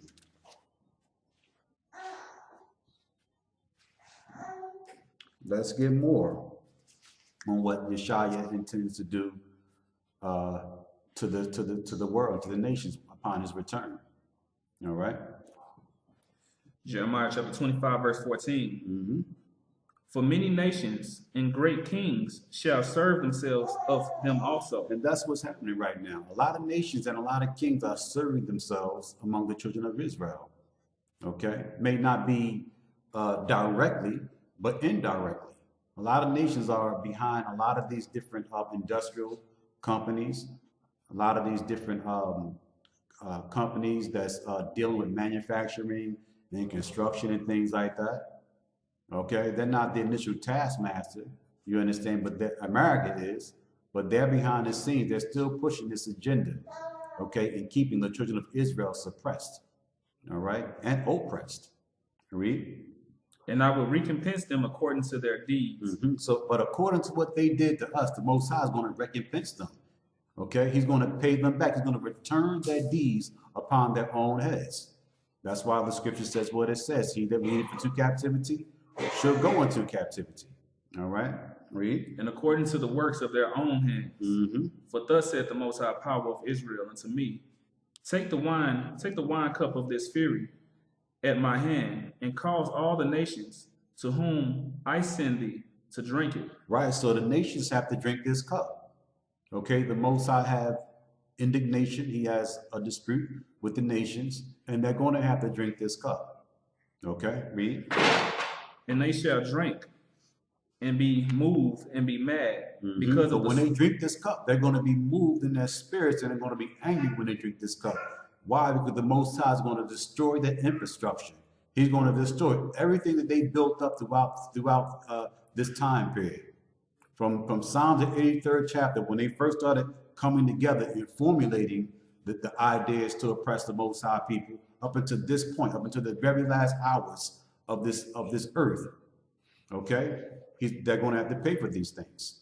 Read. Verse 16. And they shall drink and be mad and be moved and be mad because of the sword that I would send among them. Then took I the cup at the Most High's hands and made all the nations to drink unto whom the Most High had sent me. Right, so Jeremiah put the prophecy out. Listen, he put the word out. This is what's going to happen to y'all. Y'all have to drink this. This is what you're going to have to deal with. This is your fate. This is your future. Okay? Jeremiah prophesied our future. We had to drink. We had to deal with it. Are we not in captivity? Did we not go in captivity? Have we not been slaughtered? You understand? And held captive throughout all these different dispensations of our captivity and desolation? You understand? We wore it. We went through it. Now we're coming out of it. Now it's their turn. Got to go through it. So the Lord is bringing this. The Most High is bringing this. It has to happen. And this is what the nations don't want to teach. This is what mainstream theology, they don't want to teach this. That what comes around goes around. But it has to happen. But somebody got to teach you. Read. Verse 18. To wit Jerusalem and the cities of Judah and the kings thereof and the princes thereof, to make them a desolation and astonishment and hissing and a curse as it is this day. And that happened. Let's jump down. Let's jump to verse 26.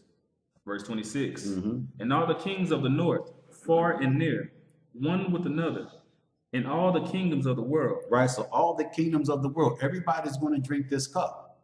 Okay, there's not going to be any nation, there's not going to be any country that will not drink this cup. Everybody got to stand in line. All right, read. Which are upon the face of the earth, and the kings of Sheshach shall drink after them. Therefore, thou shalt say unto them, thus saith the Most High Power of hosts, the power of Israel, drink ye and be drunken, and spew and fall, and rise no more. See, when they drink this cup, they're not going to rise anymore. They're going to spew and they're going to be drunken, and they're not going to rise anymore. That cup is going to be the nation's demise, and everybody have to drink it. Read. And this is scripture. Thus saith the Lord.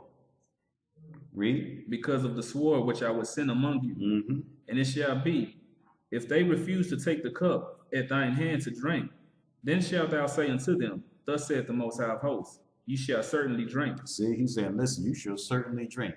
And that's what brothers out there prophesy and say when they're out there teaching. Like, listen, you nations are going to be punished. This is something that you're going to have to deal with. You cannot escape this. No matter how much you try to fight against it, no matter how much you try to make it look like your society is still standing, your society is going to fall.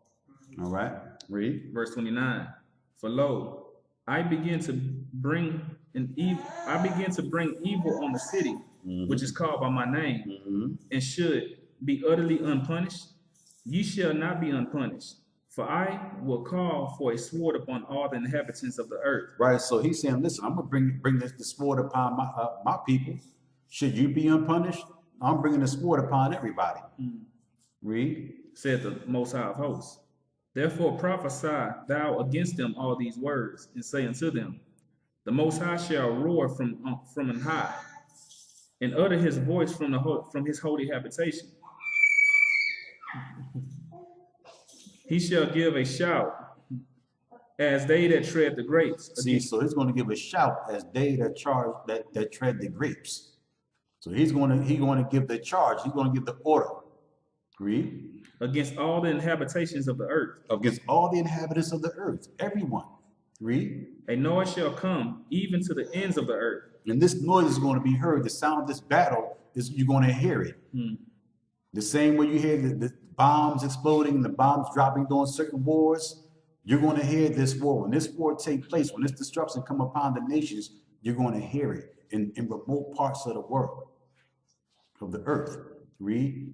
For the Most High had a controversy with the nations. So the Most High have a controversy with the nations. Yeah. When is this ever taught? The Most High? You mean, the Most High? You mean God have a controversy with the nations, with other people? Yes, he does.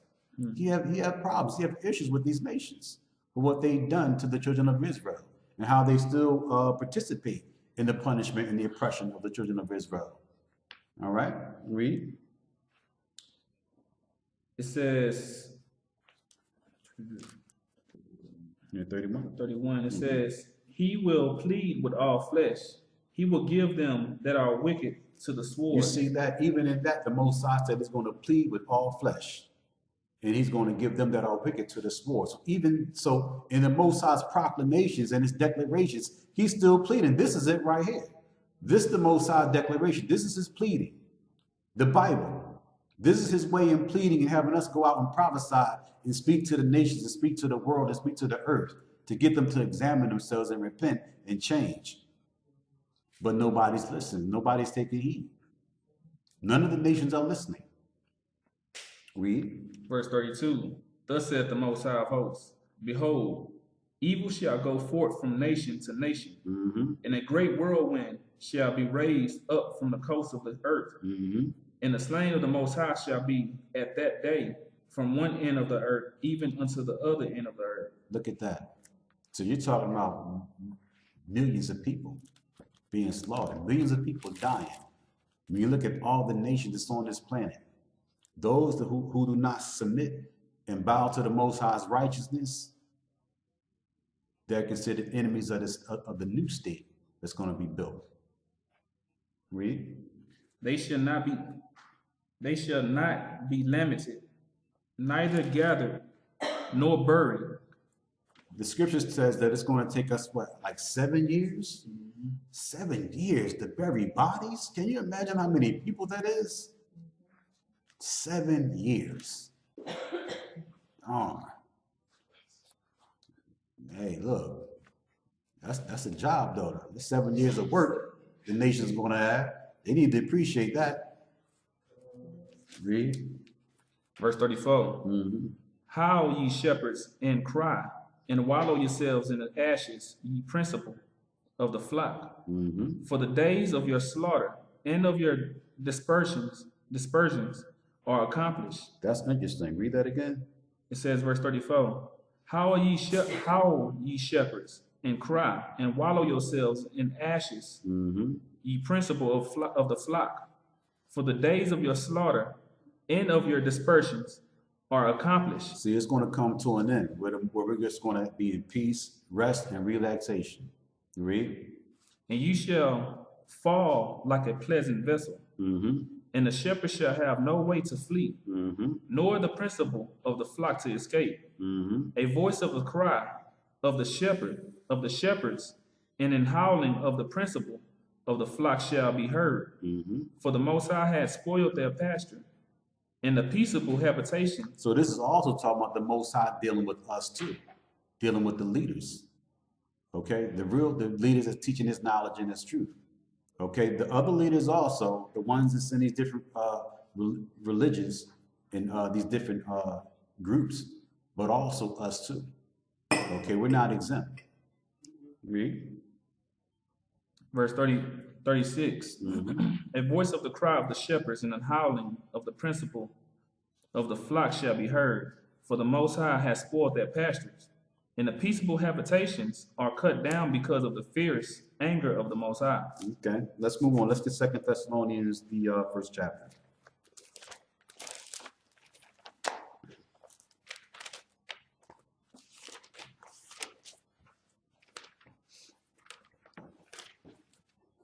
A moment.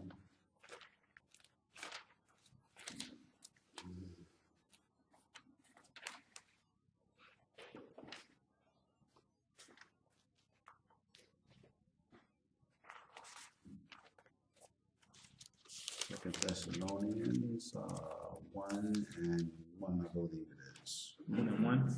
Yeah. 2 Thessalonians chapter 1, verse 1.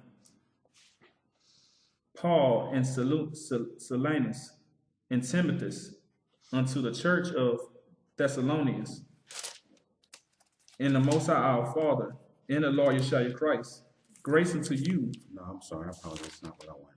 I'm sorry. 1 minute.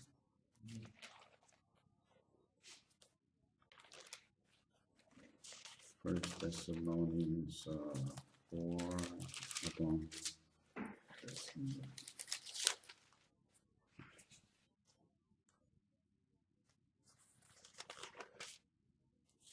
One moment, brothers and sisters. I apologize.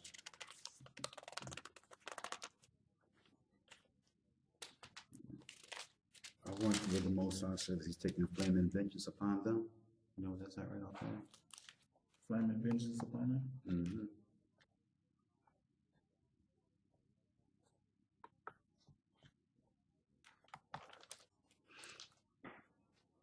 I really wanted to get that too.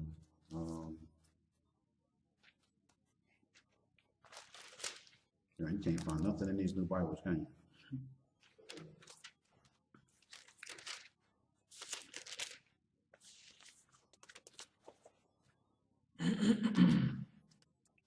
One moment. Let's get we're going to come back to that because I don't want to spend too much time with that. Let's get Revelations, the 16th chapter. And I'll get that.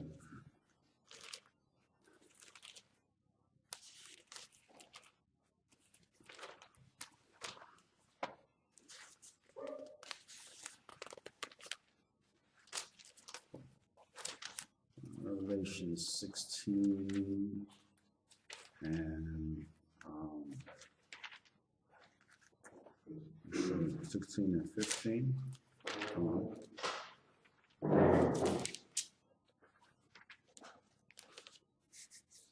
Okay. 15. All right, Revelation chapter 16, verse 15. Mm-hmm. Behold, I come as a thief. Blessed is he that watcheth. So Yeshua is saying, behold, I come as a thief, and blessed is he that is watching. Read. And keepeth his garments, lest he walk naked. You see that? So blessed is he that keepeth his garment, lest he walk naked. Lest he walk being exposed, lest he walking in a state of sin. The same nakedness that Adam and Eve was dealing with. They was exposed. They were walking in a life of sin. They were bare. All right? Read. And they see his shame. Mm-hmm. Verse 16. And he gathered them together into a place, and called in the Hebrew tongue, Armageddon. And the seventh angel poured out his vial into the air, and there came a great voice out of the temple of heaven, from the throne, saying, It is done. And there was voices and thunders and lightnings. And there was a great earthquake, such as was not since men were upon the earth. Mm-hmm. So mighty an earthquake and so great.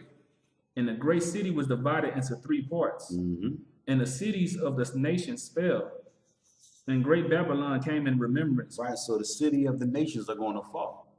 Okay, and Babylon is in remembrance, which is America, and all the other Babylonian contracts, all the other nations, okay, that's in the resemblance of America. Okay, all these nations are going to fall. All these nations are going to be destroyed. All right, let's move on. Let's get 2nd Ezra, 13th chapter.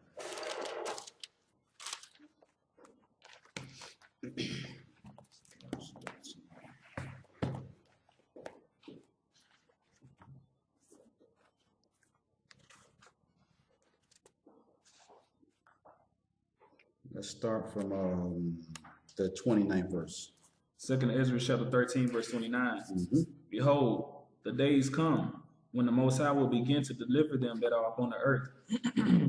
Right, so the days are coming. The time is coming when the Most High is going to deliver his people.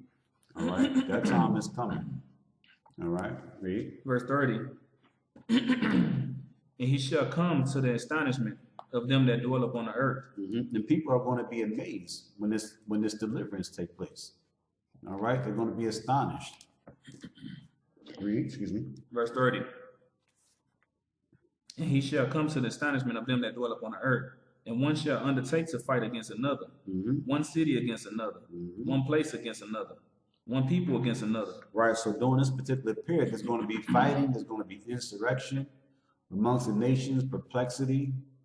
All right, read. And one realm against another. Mm-hmm. And the time shall be when these things shall come to pass, and the sign shall happen, which I showed thee before. And then shall my son be declared, whom thou sawest as a man ascending. Right. And when all the people hear his voice, every man shall in their own land leave the battle. They have one against another, and an innumerable multitude shall be gathered together. Right, so the nations are going to be fighting against one another, okay, and they're going to see Yeshua coming, and they're going to turn around and they're going to fight against him.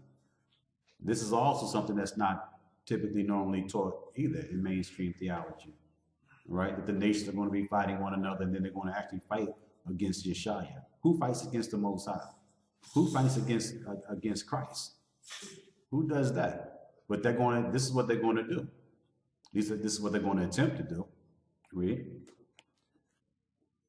Verse 34. And an innumerable multitude shall be gathered together, as thou sawest them willing to come, and to overcome him by fighting.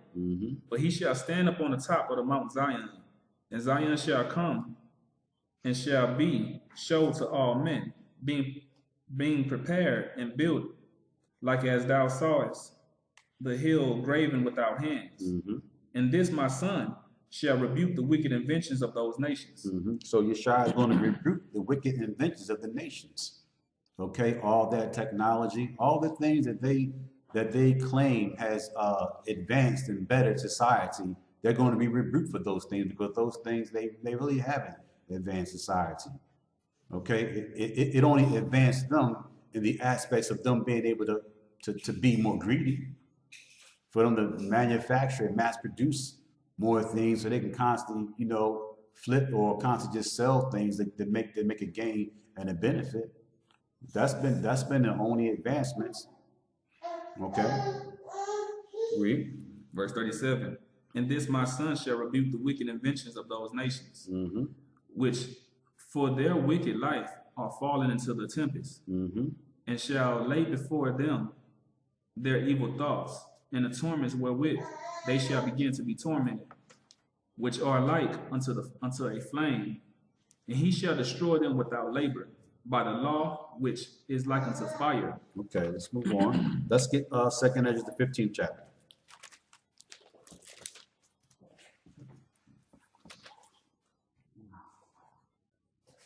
All right, start from 15 and 1. 2nd Ezra chapter 15, verse 1. Behold, speak thou in the ears of my people the words of prophecy, which I will put in thy mouth, said the Most High, and cause them to be written in paper For they are faithful and true. Fear not the imaginations against thee. Let not the incredulity of them trouble thee that speak against thee. Right. So the Most High says for us not to fear the imaginations of the people and not let their incredulity cause us to be in despair, meaning their unbelief, their lack of faith, their lack in thinking that the Most High is going to deliver us. Don't let that bother you. All right? Know that the Most High said what he said. Thus saith the Lord. The Most High is not a man that he shall lie. Okay? As it is written, so it should be done. Read. Verse 4. For all the unfaithful shall die in their unfaithfulness. So all the people who are unfaithful, they're going to die in that unfaithful state that they're in. That's the condition they're going to die in. Since you don't have any faith, then okay. You don't have any faith that you're going to be delivered, that you're going to be provided for. Okay, then you won't get provided for then. You won't get protected. You will have no security in that day. Read. Verse 5. Behold, said the Most High, I will bring plagues upon the world, the sword. You see that? Read that again. Behold, said the Most High. So the Most High says, behold, take account of this. Read. I will bring plagues upon the world. He said that he's going to bring plagues upon the world. This is what he said he was going to do. Okay, read. The sword. The sword. So now he's bringing destruction. He's bringing war now. Okay, meaning he's gonna put a spirit out amongst the nations to cause them to fight against one another. The Most High is doing these things. Read. Famine. Famine, food shortages. Okay, so people are going to be dealing with less victuals and things like that during this time. He's letting all these things transpire and occur. Read. Death and destruction. And he also is bringing more death and destruction in the earth. Read. Verse 6. For wickedness had exceedingly polluted the whole earth, and their hurtful works are fulfilled. So the wickedness of these societies, their wicked inventions, these things have polluted the whole earth. And now they're at the height of their pollution. The earth and the people, we can't get any more polluted and defiled than what we are. We're done. Our brains are fried and our bodies are defiled. What else could happen? You understand, there's so much disease and disaster, and there's so much perversion, you understand, in this society. I think they've thought about everything that they can possibly think about that can defile a man. Spiritually, physically. Okay? Read. Verse 7. Therefore, thus said the Most High, I will hold my tongue no more. So the Most High says, listen, I'm not going to hold my tongue anymore. Because these societies have done these things, and because they're letting these things continue and exist, I can't hold my tongue anymore. I can't let this continue any longer. I have to address these issues. Something has to be done. Read. Verse 8, I will hold my tongue no more, as touching their wickedness, which they profanely commit. Neither will I suffer them in those things in which they wickedly exercise themselves. The nations and society, they're exercising themselves in these things. We're practicing these behaviors. It's something that it's a pattern. It's something that this society is doing every day, and it hasn't stopped.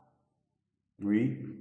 Behold, the innocence and righteous blood cried unto me, and the souls of the just complain continually. You see that?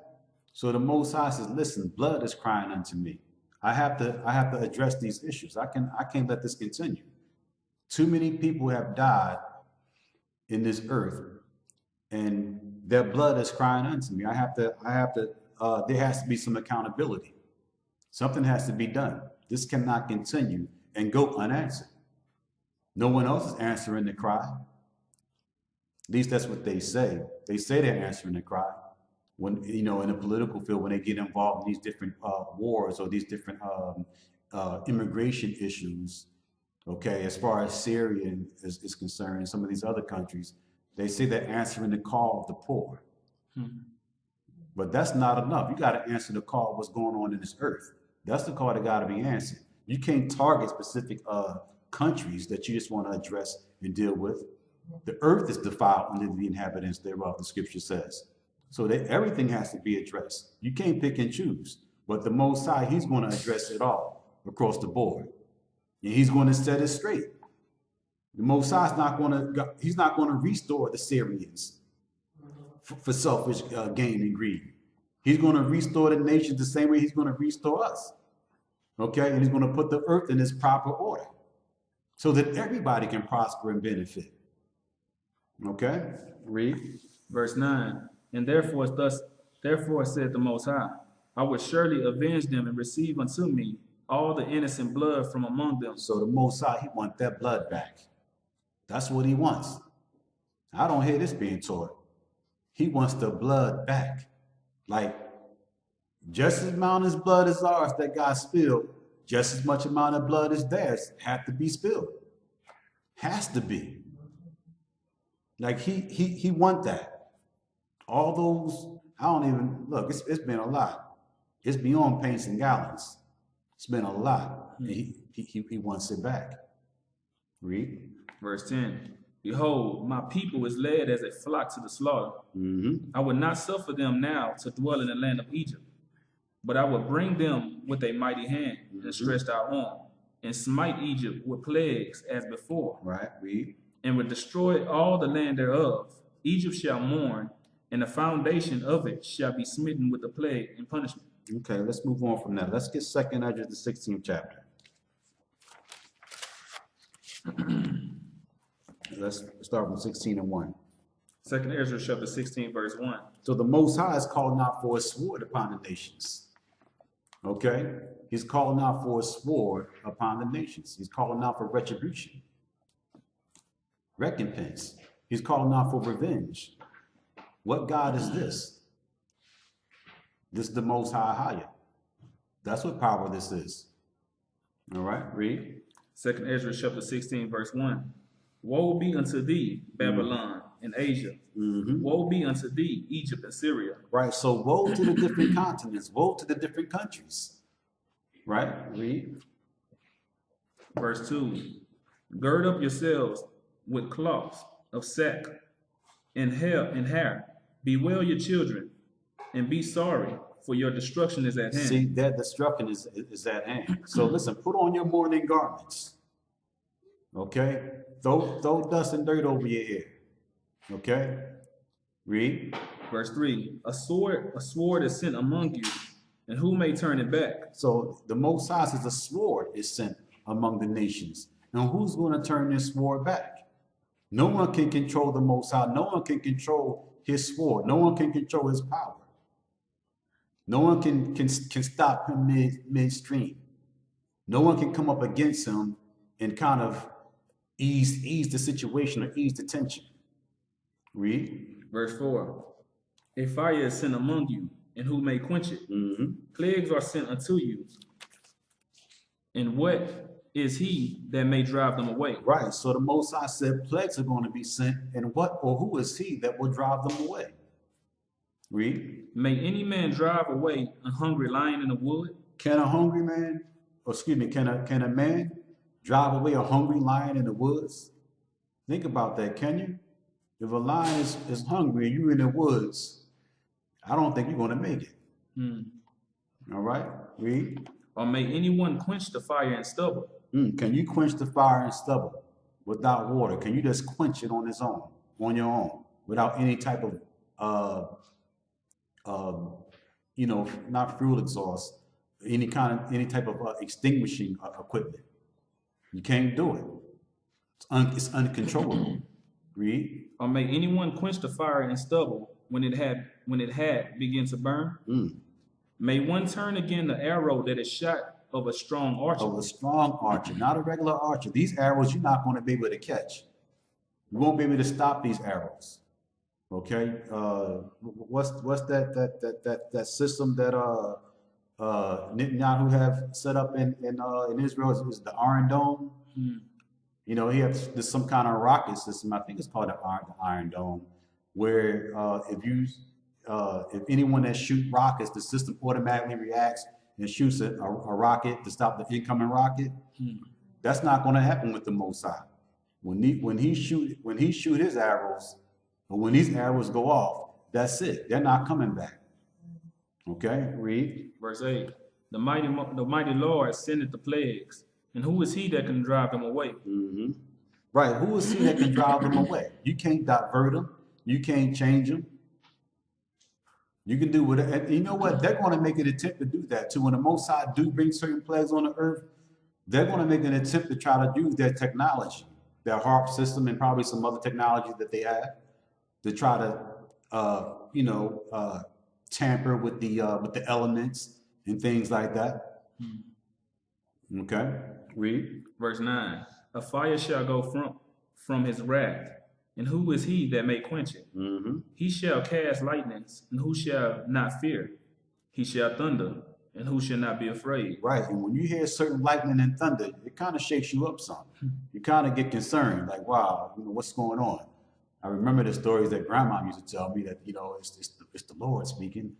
It kind of gets your attention. When you hear that real heavy thunder, and you see real bright lightning, you want to cut all the electricity off in the house. You want to cut the radio off, cut everything off in the house, lights, everything.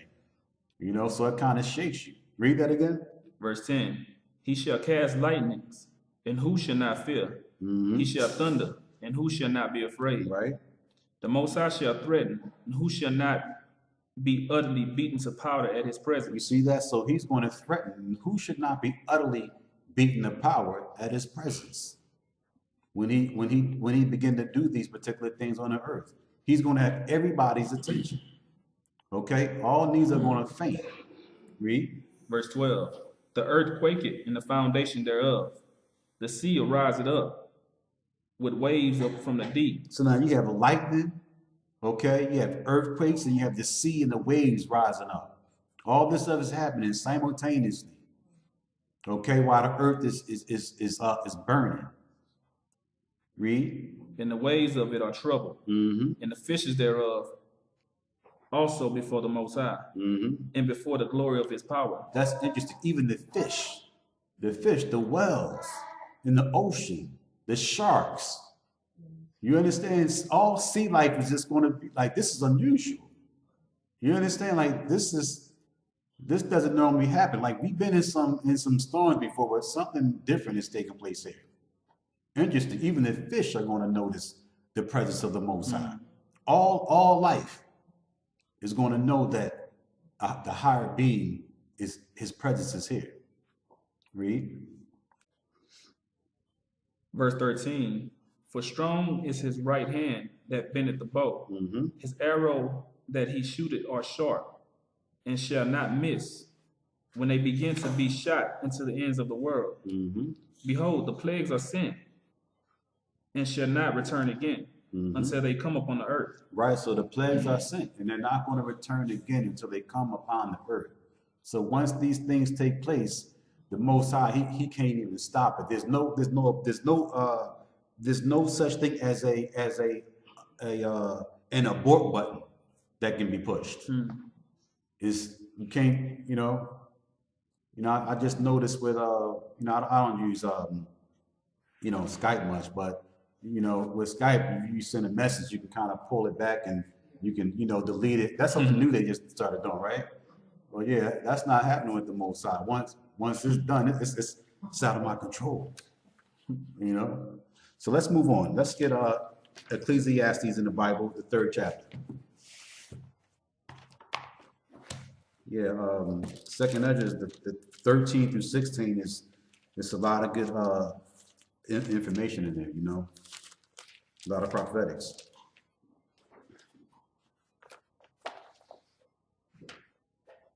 All right. Give me a minute.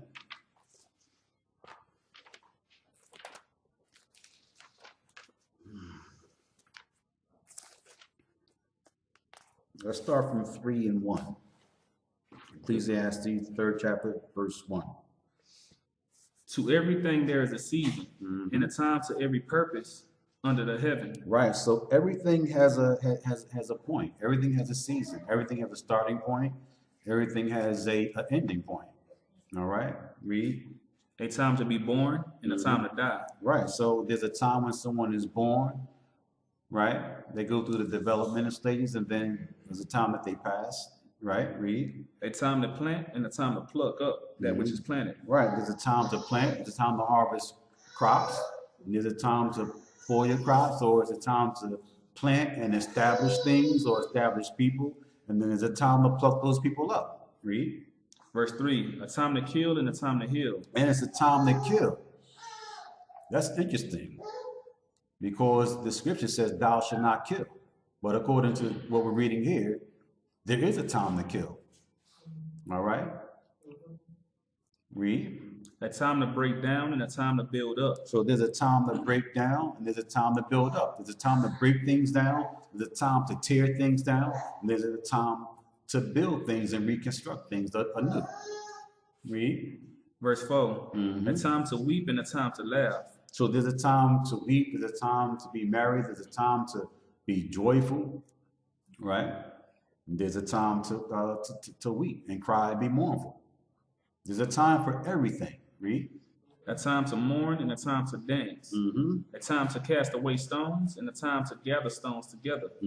A time to embrace and a time to refrain from embracing. See, so there's a time to embrace and there's a time to refrain from embracing. Okay?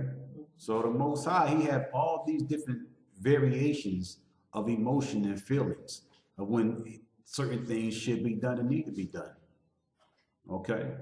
We're coming into the time where the Most High, he's no longer going to, he's not going to be welcoming anymore. He's not going to embrace our sin anymore.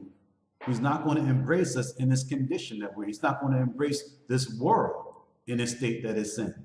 That time is over. It's over. He lost his patience. What else can I do? What else can he do? He done about everything he could possibly do. He gave us such a long period and such a long time to examine ourselves and get ourselves together. And this society hasn't done it yet. So now what do you have to do? When you don't clean up, somebody got to clean up shop. Somebody got to do it. He's been waiting for us to do it. Okay. Read. Verse 6, a time to get and a time to lose. A time to keep and a time to cast away. A time to rent and a time to sow. Right. A time to keep silence and a time to speak. Right. That's why the Most High said he can no longer hold this peace. He's not going to hold this tongue anymore. He's tired. He's done. He had as much grace and mercy that he could possibly have on us as a society of people. Read. Verse 8, a time to love and a time to hate. A time of war and a time of peace. See, there's a time to love and there's a time to hate. These are all normal emotions. Okay. And a time for what? The last one? A time for war and a time for peace. See, there's a time for war and there's a time for peace. All right. Right now, wartime is coming. We're in wartime. Everybody knows that. The nations, even though it may be, well, at least we're seeing the cold part of the war. That's all they let us see. But who knows? We don't even know what's going on. You understand what I'm saying? Really. That right now the war is small. It's a cold war and it's a small war right now. Right now they're just fighting with very few soldiers. But there's a lot that's happening, okay, that we really don't know about. Okay? Ms. More on that? Okay. All right, let's get Isaiah the 34th chapter.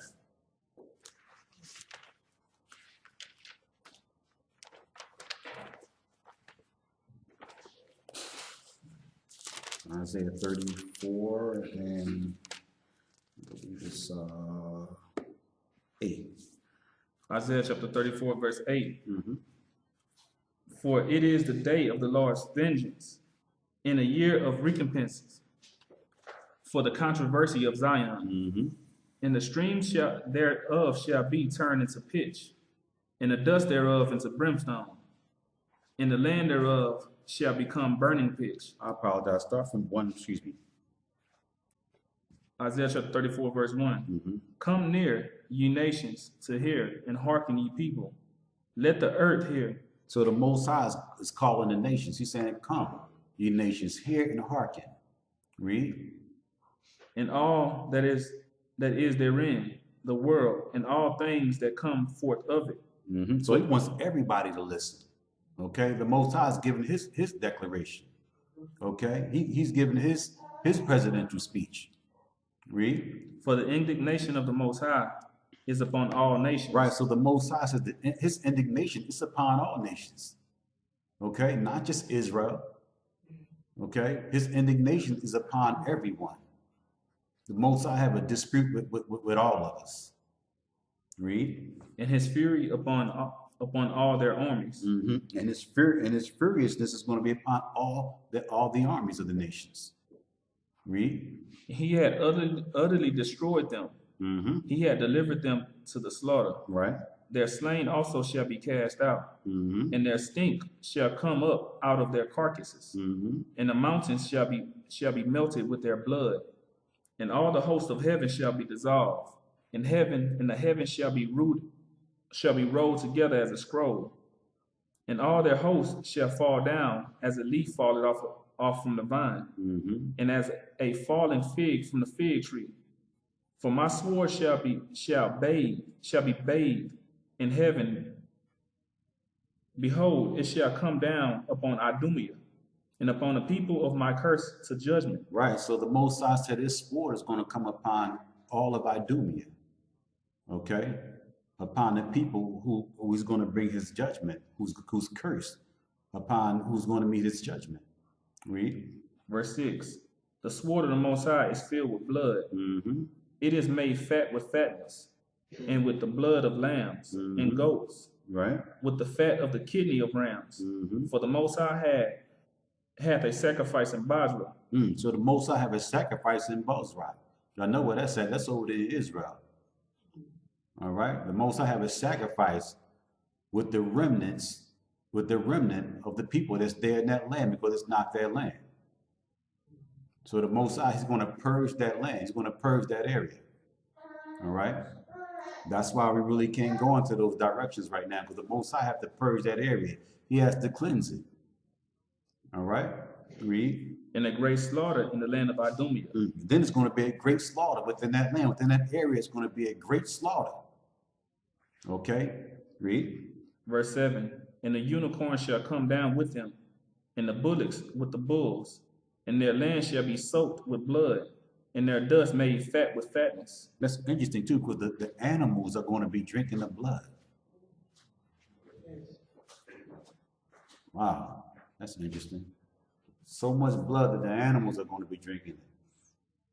And you know the birds are going to, they're going to have a meal. They're going to eat good.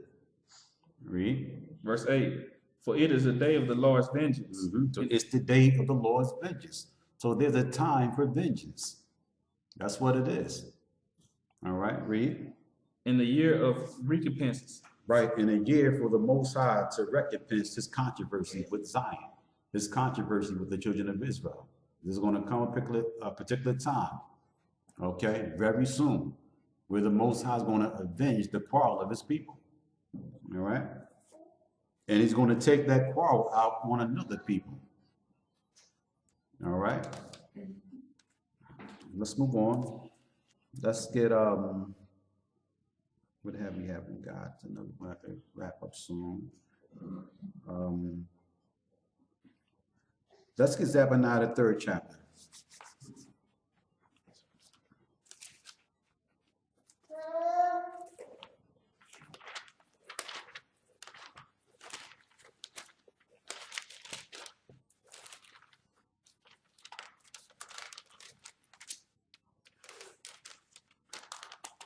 Zephaniah 3, and let's start from verse 1. Zephaniah chapter 3, verse 1. Woe to her that is filthy and polluted, to the oppressing city. She obeyed not the voice. She received not correction. She trusted not in the Most High. She drew not near to her power. That's interesting. So we haven't received correction, and we haven't drew near to the Most High. So the Most High says, woe unto us. Read. Verse 3. Her princes with her are roaring lions. Her judges evening Evening wolves. wolves. You see that? So the Most High is talking about our leadership. He's talking about the way brothers behave. He said that we are roaring lions. And what did he say about the princes? The princes are roaring lions and the judges are what? Are evening wolves. Are evening wolves. So the princes are like lions, meaning they just cold-hearted, just taking down, doing what they want to do. And the judges are like evening wolves. There's no judgment. Think about a wolf that's just creeping around in the evening time, being full of deceit. Okay? Looking to just pillage any sheep that he can at any time. This is how we're behaving. The Most High is comparing us to animals. That's bad. That's how low we fell. That the Most High can make these analogies, comparing us to animals. We're supposed to be princes and judges, dealing with a certain amount of intellect and knowledge and understanding, but he can't tell. He got to compare us to animals. Read. They gnaw not the bones till the morrow. They gnaw on the bones till tomorrow, it says? Not the bones till the morrow. Okay. It says, her prophets are light and treacherous persons. You see that? Even the prophets are becoming light and treacherous. Yeah. Read. Her priests have polluted the sanctuary. They have done violence to the law. Right, and the priests have polluted the sanctuary and done violence to the law. Nobody's upholding the law. Okay? And defiling the sanctuary, defiling the temple. Okay? We don't want to talk about that, about defiling the temple. Who knows what goes on in the temple? Read. It says, verse 5, the just Lord is in the midst thereof. He will not do iniquity. Every morning doeth he bring his judgment to light. He faileth not. But the unjust knoweth no shame. I have cut off the nations. Their towers are desolate. I made their streets waste, that none pass it by. Their cities are destroyed, so that there is no man. That there is none inhabitant. I said, surely thou wilt fear me, thou wilt receive instruction, so their dwelling should not be cut off. You see that? So the Most High destroyed the nations. He destroyed their towers, made their cities desolate, made their that no one can pass by. And he said in verse 7, I said, surely thou wilt fear me, thou wilt receive instruction.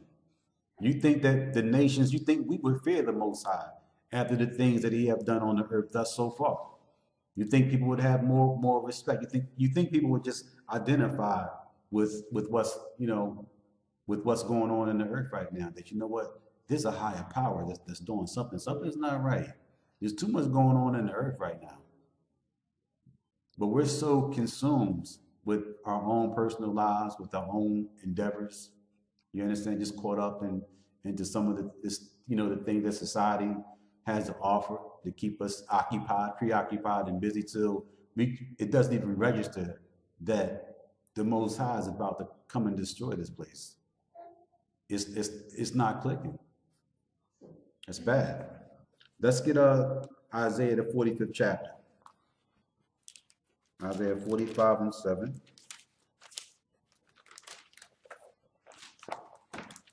We're going to round it up soon. Let me check out one other thing.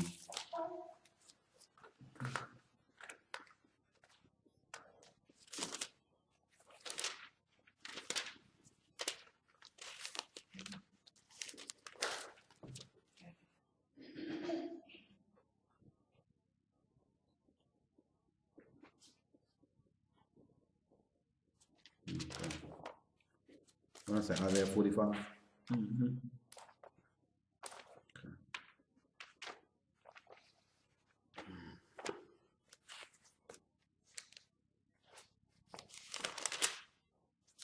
Okay, Isaiah 45 and 7. All right. Isaiah chapter 45, verse 7. I formed the light and created darkness. I make peace and create evil. So the Most High said that he does all these things. All right. Read that again. I form the light and create darkness. So the Most High says that he formed the light and he also created the darkness. Read. I make peace and create evil. So he said that I make peace, and he also said that he creates evil also. Read. I, the Most High, do all these things. See, the Most High said that he does all these things, but they don't like to teach these things in mainstream theology. They don't want us to identify with the other attributes and characteristics of the Most High, that he deals with jealousy, he deals with wrath, he deals with anger, he deals with all these harsh characteristics that people are afraid to talk about. That they're afraid, they don't want to identify him with these things, but he has to be identified with these things. This is why we don't know him. This is why people can't relate to him, and people will be like, well, that's not my God, or that's not my Jesus, because they can't relate to that. How does he kill? How does he create darkness and evil? Why does he let these things continue to run rampant in the earth? Why did he let this happen? Why did he let that happen? It's his judgment, and it's his punishment. And he's doing all these things so that we can just examine ourselves and wake up and snap out of the state that we're in. He had to get our attention. You can't get our attention no other way. He tried. He gave us the Bible, and this is not holding our attention. So what do we have to do? Okay, I gotta make an entrance. Okay, they don't see me. I'm not visible enough for them. You understand what I'm saying? But as soon as he start tearing shit up, excuse me, I apologize, folks, excuse me. But as soon as he start tearing things up, you understand, then he got everybody attention. Everybody is, you know, as soon as he start tearing stuff up, that's when everybody start to notice something. And when death start coming through our windows, when people start dying around us, then we want to wake up. We want to snap out of it. Now we're attentive. Now we're paying attention. Now we're observing. Now we're examining. That's what it takes. That's what it takes. Apparently, that's what it takes. And that's why the Most High is going to bring his judgment. He's not going to hold his peace anymore. Okay? So that's going to be it for today, brothers and sisters. I thank you all for listening today. I apologize for that, you know, for my my English, my vernacular, excuse me. I don't know where that came from. I think I was thinking about my house at home and the kids. So hold on one moment, brothers and sisters. I have to, there's some announcements we have to make also, but I hope everyone was able to enjoy that lesson. And I hope that you were all able to get something out of it. Just give me one moment and let me get these messages, these announcements, excuse me, that we have to review and read.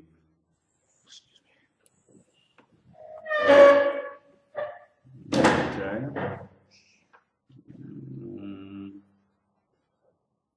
Okay.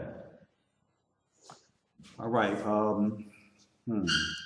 If you are those who are baptized members of the church and would like to attend the Passover this year, okay, it's going to be held in Augusta, Georgia. It's going to be March the 24th through March the 25th. Okay. Those of you who are interested can send the church an email at gatheringas1@aol.com. That's gatheringas1@aol.com. Okay, and for other initial details, you can contact your elder or your deacon in your respective country or city. All right. Also, I want to mention that enrollments are still being accepted for Hebrew Academy. Those of you who are interested, okay, you can still have an opportunity to get in and to become involved in the Hebrew Academy program. You would just go to the main website, all right, at gatheringofchrist.org, which is GATH, and this is all lowercase too, okay? GATHERINGOFCHRIST.org, okay? Gatheringofchrist.org, all right, and click on the Hebrew Academy link, and you can register, okay, if you want to become, if you want to be part of the Hebrew Academy, all right? And also, I want to mention that, hold on one moment, please. All right. Okay. Elder Rawchaa and also Elder Lawya will be in the United Kingdom. Okay, those of you out there who are in the United Kingdom. And who knows, maybe some of you may want to just fly there to make the trip, who may be closer to the UK. Okay, if you have time to fly there, you could make arrangements to, to fly there and catch the elders there. Elder Rawchaa and Elder Lawya will be there. And I'm not exactly sure of the exact date. Is yet to be announced, but it will be sometime next month, okay?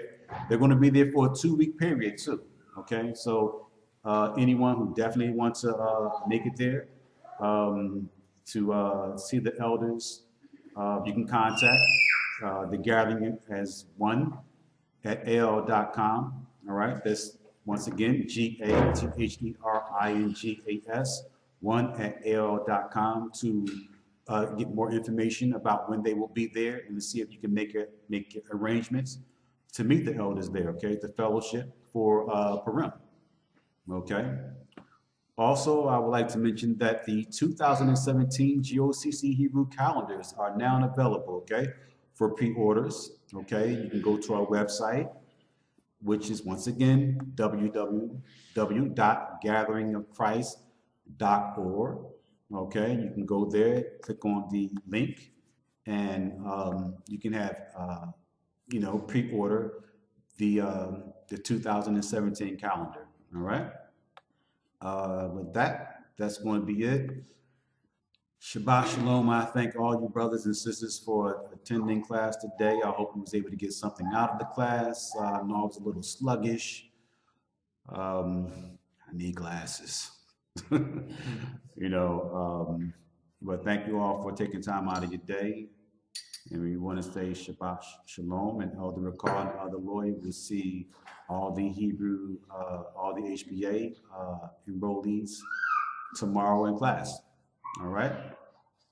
Okay, so I just want to say Shalom to you all.